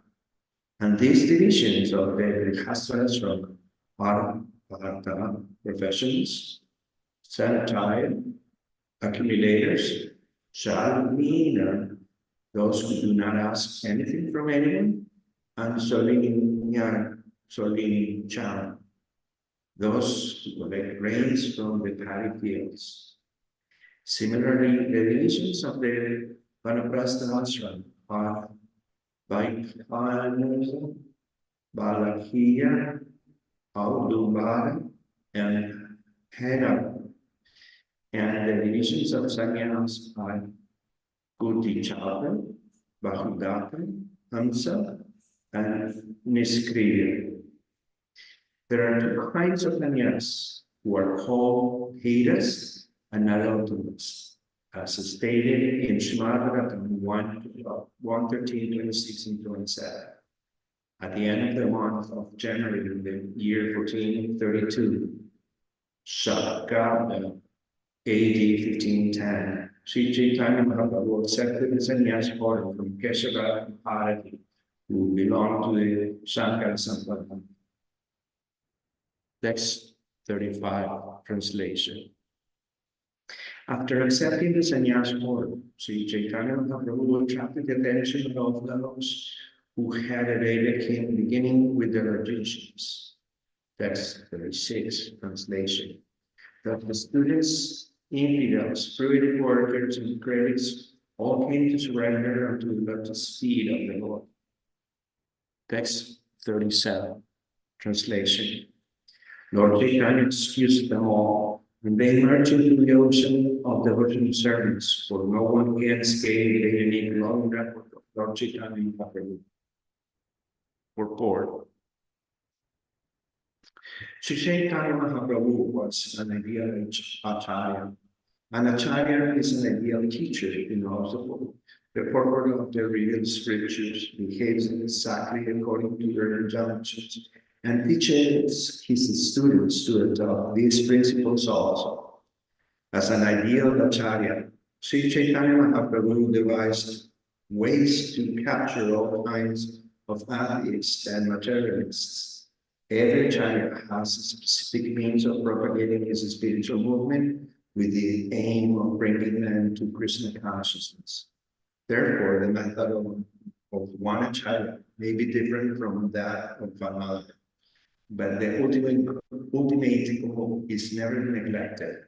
Sri Rupa Goswami recommended, Tasmatkena Virvanya Manaka Krishna Niveshale Sarva Hi Shetaha Shiur Etayoreva Kinkara. An acharya should devise a means by which people may somehow or another come to Krishna consciousness. First, they should become Krishna consciousness, and all the prescribed rules and regulations may later gradually be introduced. In our Krishna conscious movement, we follow this policy of Lord Sri Chaitanya, for example. Since boys and girls in the Western countries freely intermingle, special concessions regarding their customs and habits are necessary to bring them to Krishna consciousness. The acharya must devise a means to bring them to devotional service. Therefore, although I am a sannyas, and sometimes take part in getting boys and girls married off. In the history of a sannyas, no sannyasi has personally taken part in marrying his disciples. Text 30, translation. Sri Chaitanya Mahaprabhu appeared in order to deliver all the fallen souls. Therefore, he devised many methods to liberate them from the clutches of Maya. Purport. It is a concern of the acharya to show mercy to the fallen souls. In this connection, the Shakara, the place, the time and object should be taken in consideration. Since the European and American boys and girls in our Krishna consciousness movement preach together, let's intention and criticize that they are mingling without restriction. In Europe and America, boys and girls mingle and restrict unrestrictedly and have equal rights. Therefore, it is not possible to completely separate the men from the women. However, we're thoroughly instructing both men and women how to preach, and actually they are preaching one another.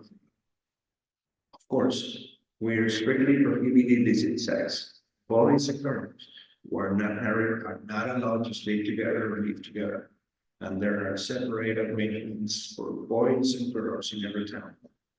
Grihastas live outside the temple, for in the temple we do not allow even husband and wife to live together.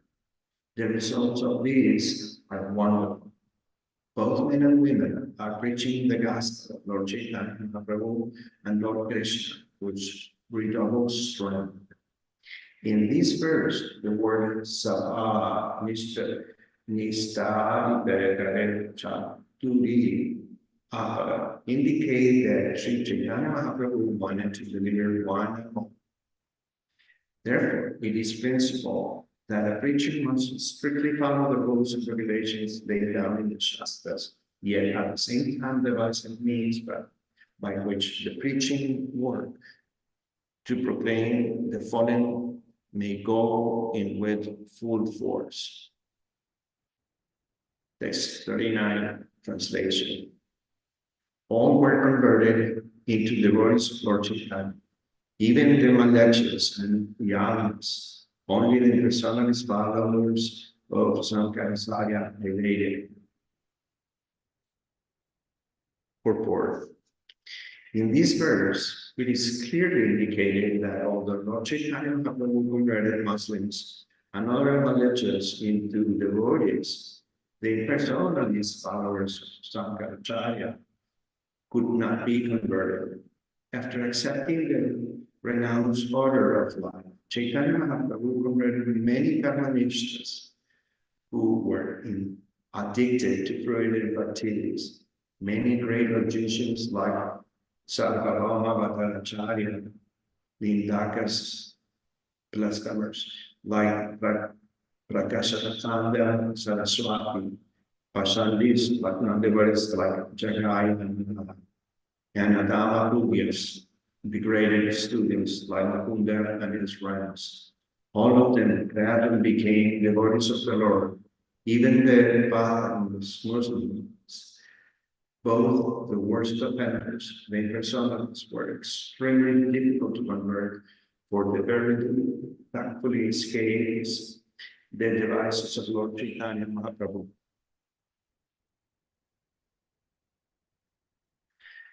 In describing the Kalashikas, Mayavadis, Lord Bhaktisiddhanta Saraswati has explained that persons who are bewildered by empiric knowledge or direct sensual perception, and who thus consider that even this limited material world can be gauged by other material estimations, concluded that anything that one can discern by direct sense perception is but mind or illusion. They maintain that although the absolute truth is beyond the range of sense perception, it includes no spiritual variety of enjoyment. According to the Mayavadis, the spiritual world is simply void. They do not believe in the personality of the absolute truth or in its varieties of activities in the spiritual world. Although they have their own arguments, which are not very strong, they have no conception of the variegated activities of the absolute truth. These impersonalists, who are followers of Shankaracharya, are generally known as Kashina Mayavadis, impersonalists residing in Varanasi. Near Varanasi, there's another group of impersonalists who are known as the Saranatha Mayavadis. Outside the city of Varanasi is a place known as Saranatha, where there is a big Buddhist stupa. Many followers of Buddhist philosophy live there, and they are known as Saranatha Mayavadis. The personalities of Saranatha differ from those of Varanasi For the Varanasi, impersonalists propagate the idea that impersonal Brahman is true, whereas material varieties are false. But the Sadhana impersonalists do not even believe that the absolute truth of Brahman can be understood as the opposite of mind or illusion. According to their vision, materialism is the only manifestation of the absolute truth. Partially devoted gospels and the Sharanas, Mayavadis, as well as any other philosopher who have no knowledge of the spirit soul, are advocates of regular materialism. None of them have clear knowledge regarding the absolute or the spiritual world. Philosophers like the Sarana, Mayavadis, who do not believe in the spiritual existence of the absolute truth but consider material varieties to be evident, do not believe that there are two kinds of nature, inferior material and superior spiritual, as described in the Bhagavad Gita. Actually, neither the Varanasi nor the Sarana Mayavadis accept the principles of the Bhagavad Gita due to a poor fund of knowledge. Since these impersonalists who do not have perfect spiritual knowledge cannot understand the principles of Bhakti Yoga, they must be classified among their non-devotees who are against the Krishna consciousness movement. We sometimes feel inconvenienced by the hindrances offered by these impersonalists, but we do not care about their so-called philosophy, for we are propagating our own philosophy as presented in Bhagavad Gita as it is, and getting successful results.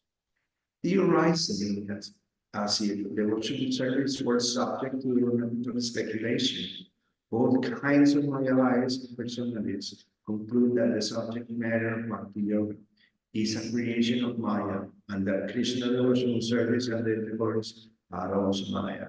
Therefore, as stated by Sri Caitanya Mahaprabhu, Mayavadi Krishna Para. All the Mayavadis are vendors to Lord Krishna. Caitanya Charitamrta Lila 17:1-29. It is not possible for them to understand the Krishna conscious movement. Therefore, we do not value the philosophical conclusions. However, experts such quarrelsome impersonalists are putting forward their so-called logic. We defeat them in every respect and go forward with our own Krishna conscious movement. The imaginative mental speculation cannot deter the progress of the Krishna consciousness movement, which is completely spiritual and is never under the control of such Mayavadis. Text 40, translation.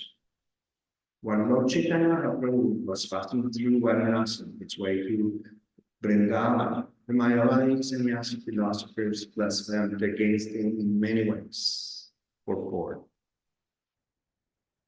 While preaching Krishna consciousness with full vigor, Sri Chaitanya Mahaprabhu faced many Mayavadi philosophers.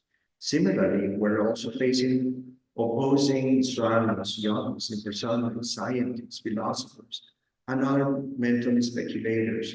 And by the grace of Lord Sri Krishna, we successfully defeat all of them without difficulty. Text 41, translation. The blasphemers said, although he is sannyasi, he does not take interest in studying of Vedanta, but instead always engages in chanting and then singing Sankirtana.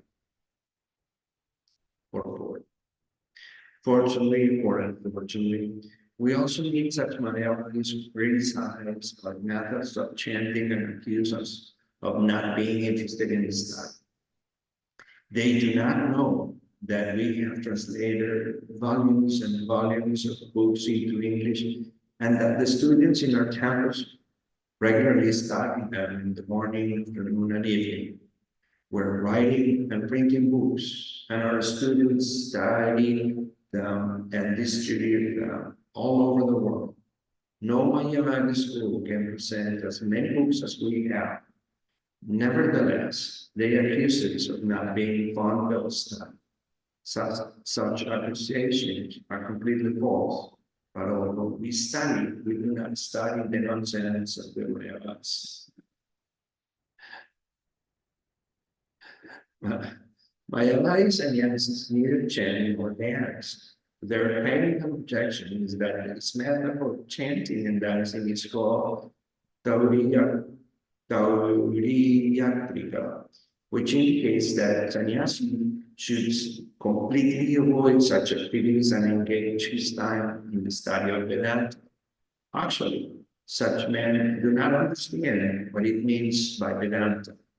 In the Bhagavad Gita 15:15, Krishna says, Vedais chas avaisar, aham video Vedanta kriya veda videva chaham. By all the Vedas, I am to be known. Indeed, I am the compiler of Vedanta, and I am the knower of the Vedas. Lord Krishna is the compiler of Vedanta, and whatever he speaks in Vedanta philosophy, although they are lacking the knowledge of Vedanta presented by the Supreme Personality of God in the transcendental form of Srimad Bhagavatam, the Mayavadis are very proud of their style. Foreseeing the bad effects of their presenting Vedanta philosophy in a perverted way, Srila Vasudeva compiled Srimad Bhagavatam as a commentary of the Vedanta Sutra. Srimad Bhagavatam is Vyasya Yam Brahma Sutranam. In other words, all the Vedanta philosophy in the aphorisms of the Brahma Sutra is thoroughly described in the pages of Srimad Bhagavatam. Thus, the propounder of Vedanta philosophy is a Krishna consciousness person who always engages in reading and understanding the Bhagavad Gita and Srimad Bhagavatam, and teaching the purpose of these books to the entire world. The Mayavadis are very proud of having monopolized the Vedanta philosophy, but devotees have their own commentaries on Vedanta study, such as Srimad Bhagavatam and others written by the Acharyas. The commentary of the Gaudiya Vaishnavas is the Govinda Vasya. The Mayavadis' accusation that the devotees do not study Vedanta is false. The Mayavadis do not know that chanting, dancing, and preaching the principles of Srimad Bhagavatam, whole Bhagavatam, are the same as studying Vedanta, since they think that reading Vedanta philosophy is the only function of a sannyas, and they didn't find Caitanya Mahaprabhu engaging in such direct study. They criticize the Lord. Srila Chapter has given special stress to the study of Vedanta philosophy. Vedanta Vakyashu Sadharanam Go Pivanavantaha Malu Vakyanavam. As sannyas, accepting the renowned order very strictly and wearing nothing more than a loincloth, should always enjoy the philosophical statements in the Vedanta Sutra. Such a person in the renowned order is to be considered very fortunate. The Mayavadis in Varanasi blasphemed Lord Caitanya because his behavior didn't follow his principles. Lord Caitanya, however, bestowed his mercy upon these Mayavadi sannyasis and delivered them by means of his Vedanta discourses with Prakshas Ananda, Saraswati, and Sarva Bhavaman Bhattaracharya. Text 42, translation. This Caitanya Mahaprabhu is an illiterate sannyasi and therefore doesn't know his real function. Guided only by his sentiments, he wanders in the company of the sentimentalists. Purport. Foolish Mayavadis, not knowing that the Krishna consciousness movement is based on a solid philosophy of transcendental science, specifically concluded that those who dance and chant do not have philosophical knowledge. Those who are Krishna consciousness actually have full knowledge of the essence of Vedanta philosophy, for they study the real commentary of Vedanta philosophy, Srimad Bhagavatam, and found the actual words of the Supreme Personality of God he has found in the Bhagavad Gita as it is. After understanding the argument, the Bhagavad philosophy or Bhagavad Dharma, they become fully spiritually conscious of Krishna conscious, and therefore their chanting and dancing is not material but is on the spiritual platform. Although everyone admires the study, chanting and dancing of the devotees were therefore popularly known as the high people. Minorities cannot appreciate these activities because of their poor conduct. Text 44, translation. Hearing all the blasphemy, Lord Chaitanya Mahaprabhu merely smiled to himself, rejected all of these accusations, and did not talk with the rabbis. Purport. As Krishna consciousness, as Krishna conscious devotees, we do not like to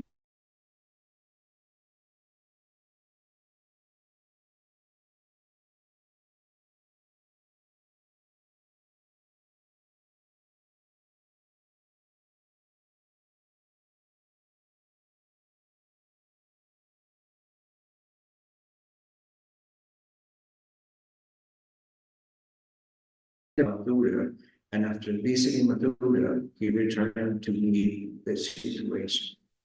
Purport. Lord Chaitanya Mahaprabhu did not come with the Maya philosophers when he first visited Varanasi, but he returned there from Mathura to convince them of the real purport of Vedanta. Text 45, translation.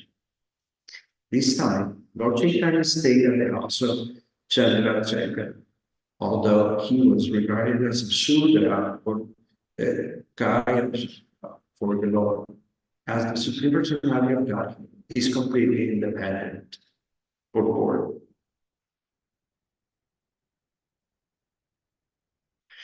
Lord Chaitanya stayed at the house of Chandrasekhar, a cleric, although a sannyasi is not supposed to reside in a Sudra's house. 500 years ago, especially in Bengal, it was the system that persons who were born in the families of Brahmins were accepted as Brahmins, and all of those who took birth in other families, even the higher castes, namely the Kshatras and Vaishyas, were considered Shudras, not Brahmins. Therefore, although Sri Chandrasekhar was a cleric from a Kashyasta family in Upper India, he was considered a Shudra. Similarly, Vaishyas, especially those of the Suvarnavanic community, were accepted as Shudras in Bengal, and even the Vaidyas, who were generally physicians, were also considered Shudras. Lord Chaitanya Mahaprabhu, however, did not accept this artificial principle, which was introduced in society by self-interested men and later the Karyastas, Vadyas, and Vaidyas. All began to accept the sacred thread despite objection from the so-called Brahmanas. Before the time of Lord Chaitanya, the Suvarnavani class was condemned by Lila Chapter, who was then the king of Bengal, due to a personal grudge. In Bengal, the Suvarnavani class are always very rich, for they are bankers and dealers in gold and silver. Therefore, Lila Chapter used to borrow money from a Suvarnavani banker.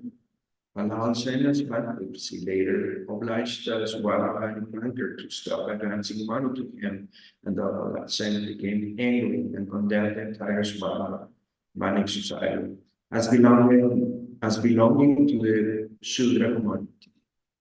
He tried to induce the Brahmanas not to accept the Swadharanis as followers of the instructions of the Vedas under the Brahminical directions. Although some Brahmanas approved of Balasen's action, others did not. Thus, the Brahmins also became divided amongst themselves, and those who supported the Sudvarna class were rejected from the Brahmana community. At the present day, the same biases are still being found. There are so many Vaishnava families in Bengal whose members, although not actually born Brahmanas, act as acharyas by initiating disciples and offering the sacred thread as enjoyed in the Vaishnava Kathakas. For example, in the families of Thakur Raghumananda Jaya, Thakur Krishnadas, Navani Khandar, and Rasikananda, then a disciple of Shyamananda Prabhu. The sacred thread ceremony is performed as it is for the caste of Goswami. Goswamis.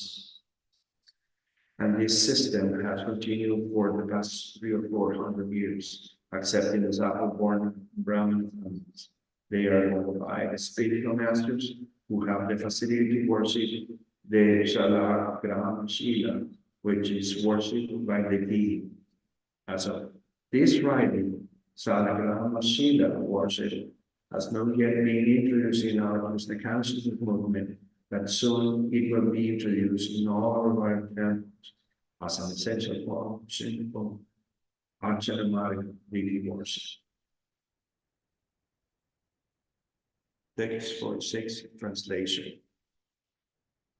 As a matter of principle, Lord Caitanya regularly accepted his food at the house of Gapan Mishra. He never mixed with other sannyasis, nor did he accept invitations from them for court. This exemplary behavior of Lord Caitanya definitely proves that a Vaishnava sannyasi cannot accept invitations from Mayavadi sannyasis or intimately mix with them. Text 47 translation.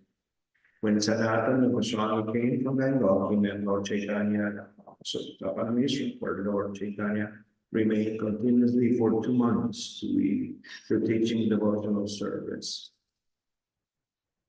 Purport. Lord Caitanya taught Sanatana Goswami in the line of this disciplic succession.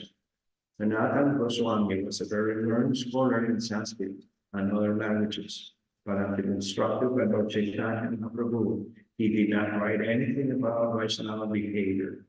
His very famous book, Bhakti Vilasa, which gives directions for Vaishnava candidates, was written completely in compliance with the instructions of Sri Chaitanya Prabhu. In this Bhakti Vilasa, Sri Sanatana Goswami gives definite instructions that by proper initiation and by a qualified spiritual master, one cannot immediately become a Brahman. In this connection, he says, Yatha Kanchanam Kayati Kamshyanyam Rasa Vidanam Tasma Tata Diksha Vidanam Dvaji Dvijavan Jate Mrinam. As bell metal is turned to gold when mixed with mercury in an alchemical process, so one who is properly trained and initiated by a qualified spiritual master immediately become a Brahmana. End quote. Sometimes those born in Brahmana family protest this, but they have no strong argument against this principle. By the grace of Krishna and his devotees, one's life can change. This is confirmed in Srimad Bhagavatam by the words Yahati Bandham and Sudyati Jaharati Bandham. It indicates that a living entity is conditioned by a particular type of body. The body is certainly an independent, but one who's associated with a pure devotee and follows instruction can avoid this impediment and become a regular Brahmana by initiation under his strict guidance. Srila Jiva Goswami states, how a non-Brahmana can be turned into a Brahmana by the association of a pure devotee. Prabhavi Sunave Namaha. Lord Vishnu is so powerful that he can do anything he likes. Therefore, it is not difficult for Vishnu to change the body of the devotee who is under the guidance of the pure devotee of the Lord. Text 48, translation. On the basis of the scriptures like Srimad Bhagavatam, which reveals these confidential directions, Sri Chaitanya Mahaprabhu instructed Sanatana Goswami regarding all the regular activities of our devotees. Purport. In the Parampara system, instructions taken from the bona fide spiritual master must also be based on revealed Vedic scriptures. One who is in the line of disciplic action cannot manufacture his own way of behavior.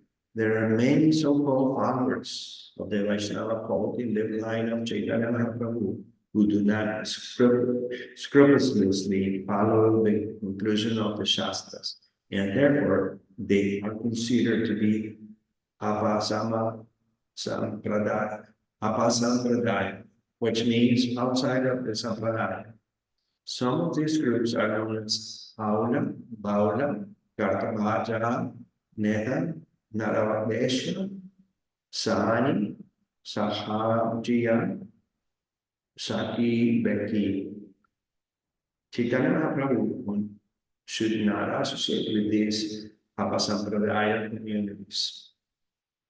One who is not taught by a bona fide spiritual master cannot understand the Vedic literature.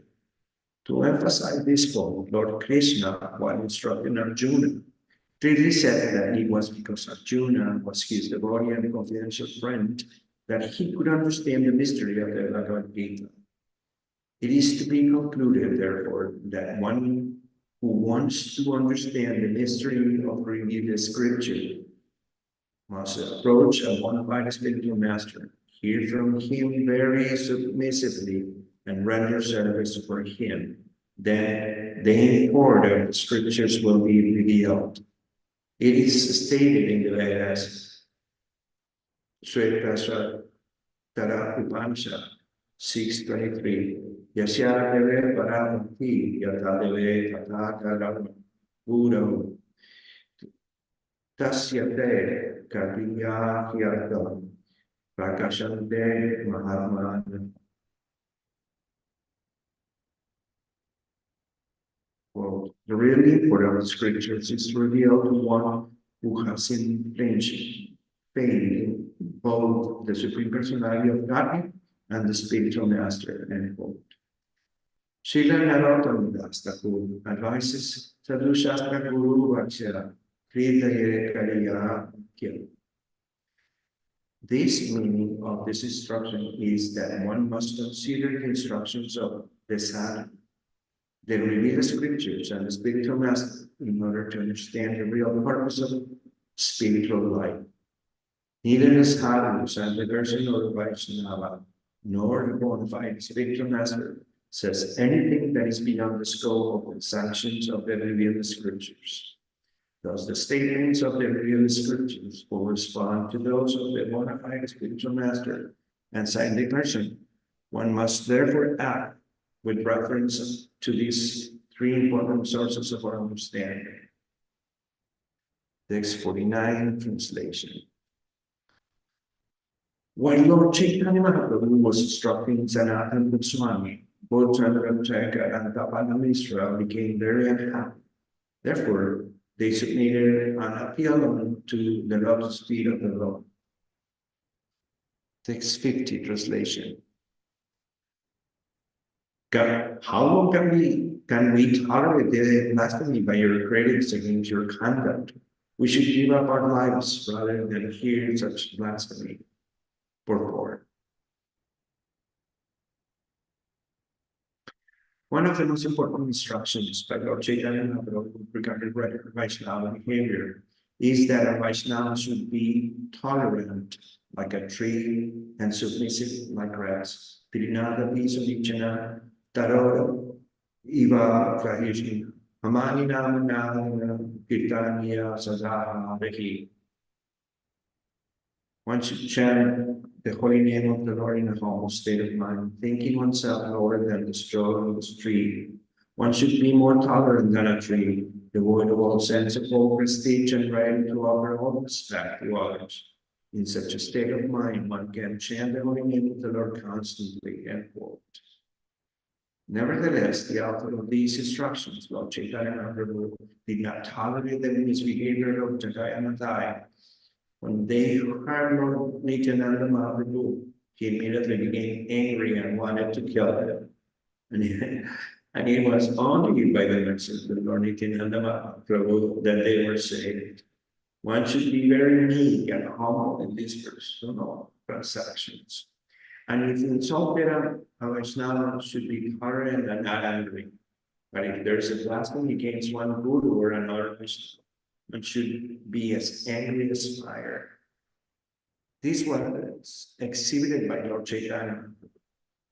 One should not tolerate blasphemy against a Vaishnava, but should immediately take one of three actions. If someone blasphemes a Vaishnava, one should stop him with arguments on higher reason. If one is not expert enough to do, he should give up his life on the spot. And if he cannot do this, he must go away. While Chaitanya Mahaprabhu was in Venice for Kashi, the Mayavadi sannyasis blasphemed him in many ways because although he was a sannyas, he was indulging in chanting and dancing. The Anamati Mishra and Chandrasekhar heard this criticism, and it was intolerable for them because they were great devotees of Lord Chaitanya. They could not stop it, however, and therefore they appeared to Lord Chaitanya Mahaprabhu because this blasphemy was so intolerable that they had decided to give up their lives. Text 51 translation. The Mayavadi sannyasis are all criticizing your holiness. We cannot tolerate it. Hearing this criticism for this blasphemy breaks our hearts. Purport. This is a manifestation of real love for Krishna and Lord Chaitanya. There are three categories in Vaishnavas: Kanishta Adhikaris, Yama Adhikaris, and Uttama Adhikaris. The Kanishta Adhikaris, for the devotees in the lowest stage of Vaishnava life, has firm faith, but is not familiar with the conclusion of the Shastras. The devotee in the second stage, the Madhyama Adhikaris, is completely aware of the Shastra conclusion and has firm faith in his Guru and in the Lord. He therefore avoiding non-devotees preaching to the innocent. However, the Bhagavatas or Uttama-adhikaris, the devotees of the highest stage of devotional life, does not see anyone as being against the Vaishnava principles, for he regards everyone as a Vaishnava by himself. This is the essence of Chaitanya Mahaprabhu's instructions, that one be more tolerant than a tree and think oneself lower than a strong tree. Trinada Pisunichana, Taroriva Vishnu. However, even if a devotee is in an Uttama Bhagavata status, he must come down to the second status of life. Madhyama Adhikaris, to be a preacher or a preacher should not tolerate blasphemy against another Vaishnava.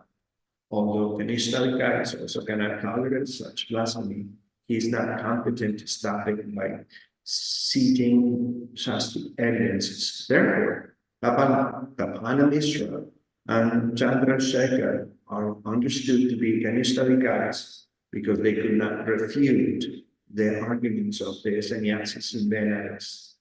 They appealed to Lord Chaitanya Mahaprabhu to take action, for they found that they could not tolerate such criticism although they also could not stop it. Text 52, translation. While Prabhu Misra and Chandrachakra were thus talking with Lord Chaitanya Mahaprabhu, he only smiled and slightly and remained silent. At that time, a Brahmana came there to meet the Lord. Purport. Because the blasphemy was cast against Lord Chaitanya Mahaprabhu himself, he didn't feel sorry, and therefore he was smiling. This is ideal Vaishnava behavior. One should not become angry upon hearing criticism of himself, but if other Vaishnavas are criticized, one must be prepared to act, as previously suggested.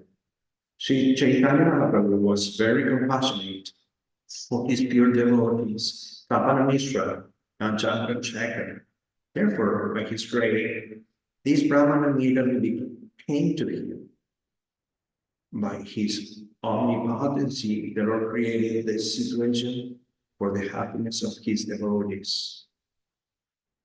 Text 53, translation.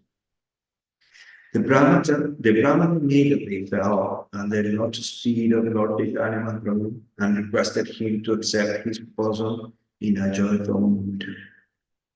Purport. The Vedic injunctions state that Vidi Prani Patena Pariprashanena Sevaya.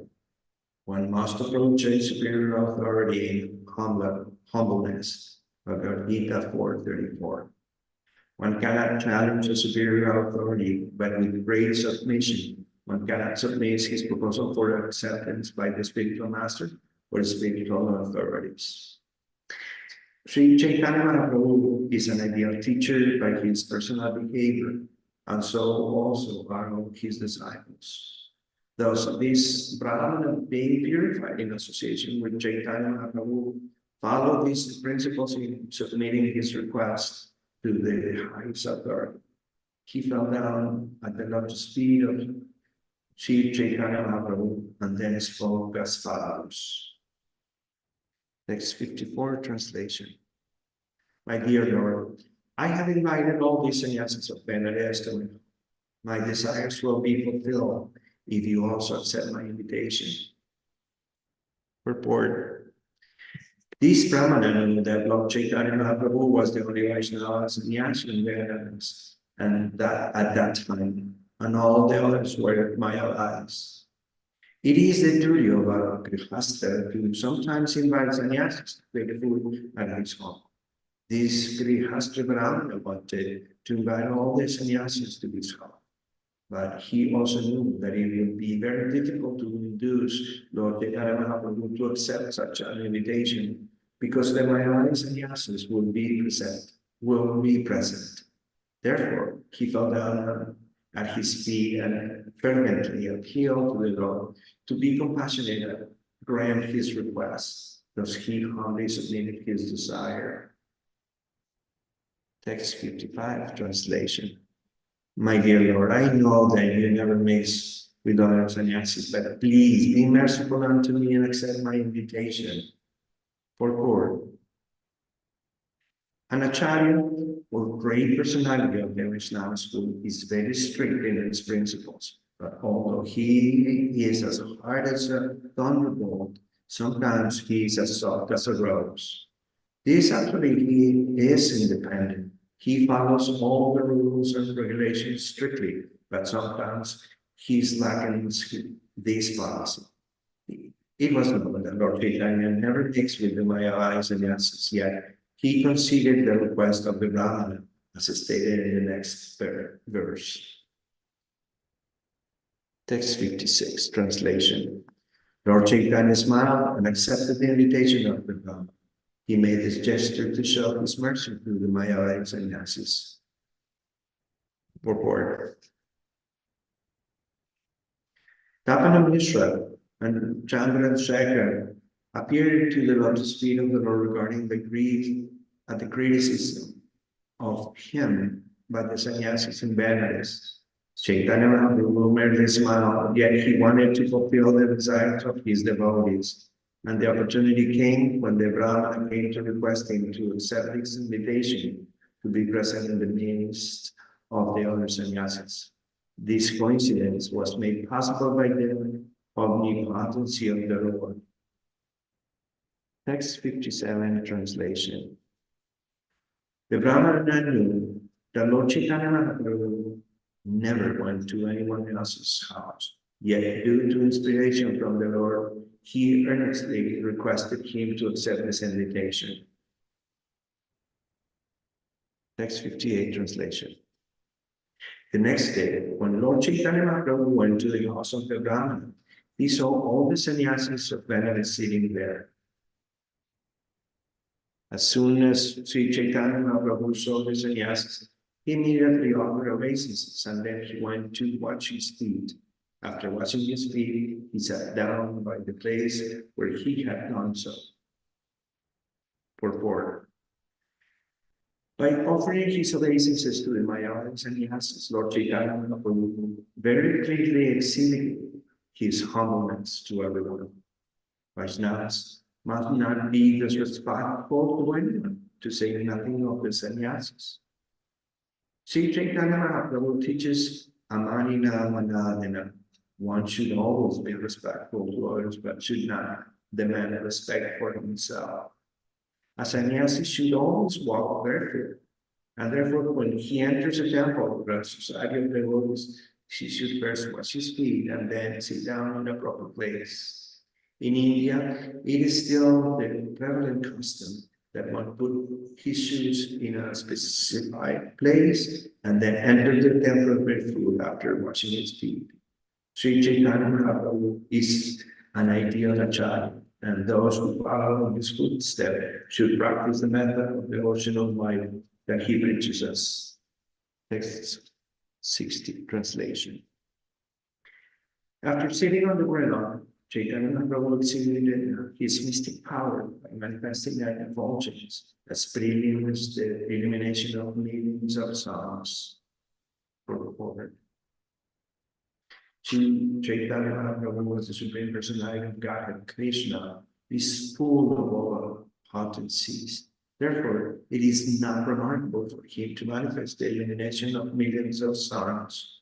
Lord Sri Krishna is known as Yogeshwara, the master of all mystic powers.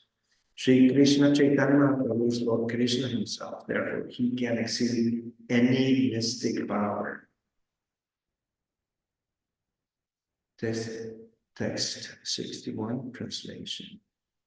When the sannyasis saw the brilliant illumination of the body of Sri Krishna Mahaprabhu, their minds were attracted, and they all immediately gave up their seated places and stood in respect. Purport. To draw the attention of common men, sometimes saintly persons, acharyas, and teachers exhibited extraordinary utterances.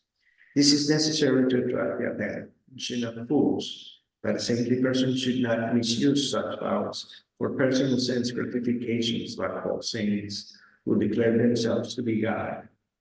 Even a magician can exhibit extraordinary feats that are not understandable to common men, but this doesn't mean that the magician is God.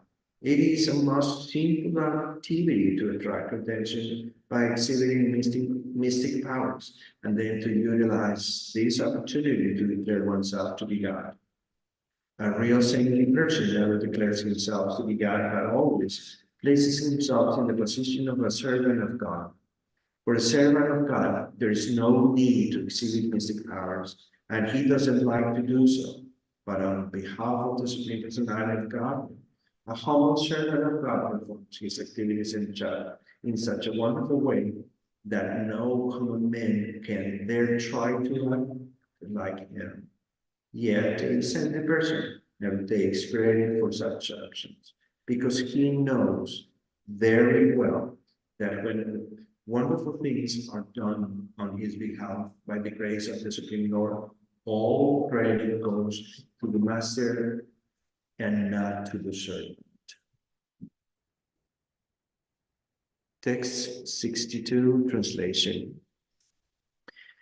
The leader of all the Mayavai sannyasis present was named Prakashananda Saraswati, and after standing up, he addressed Lord Chaitanya Mahaprabhu as follows with great respect. Purport. As Lord Chaitanya Mahaprabhu showed respect to all the Mayavai sannyasis, similarly, the leader of the Mayavai sannyasis, Prakashananda, also showed up his respects to the Lord. Text 63, translation. Please come here. Please come here, Your Holiness. Why do you see the clean place? What has caused your lamentation? Purport. Here's the distinction between Lord Chaitanya Mahaprabhu and Prakashananda Saraswati. In the material world, everyone wants to introduce himself as very important and great, but Chaitanya Mahaprabhu introduced himself very humbly and meekly. The Mayavais were sitting in an exalted position, and Chaitanya Mahaprabhu sat in a place that was not even clean. Therefore, the Mayavai sannyasis thought that he must have been aggrieved for some reason, and Prakashananda Saraswati inquired about the cause of his lamentation.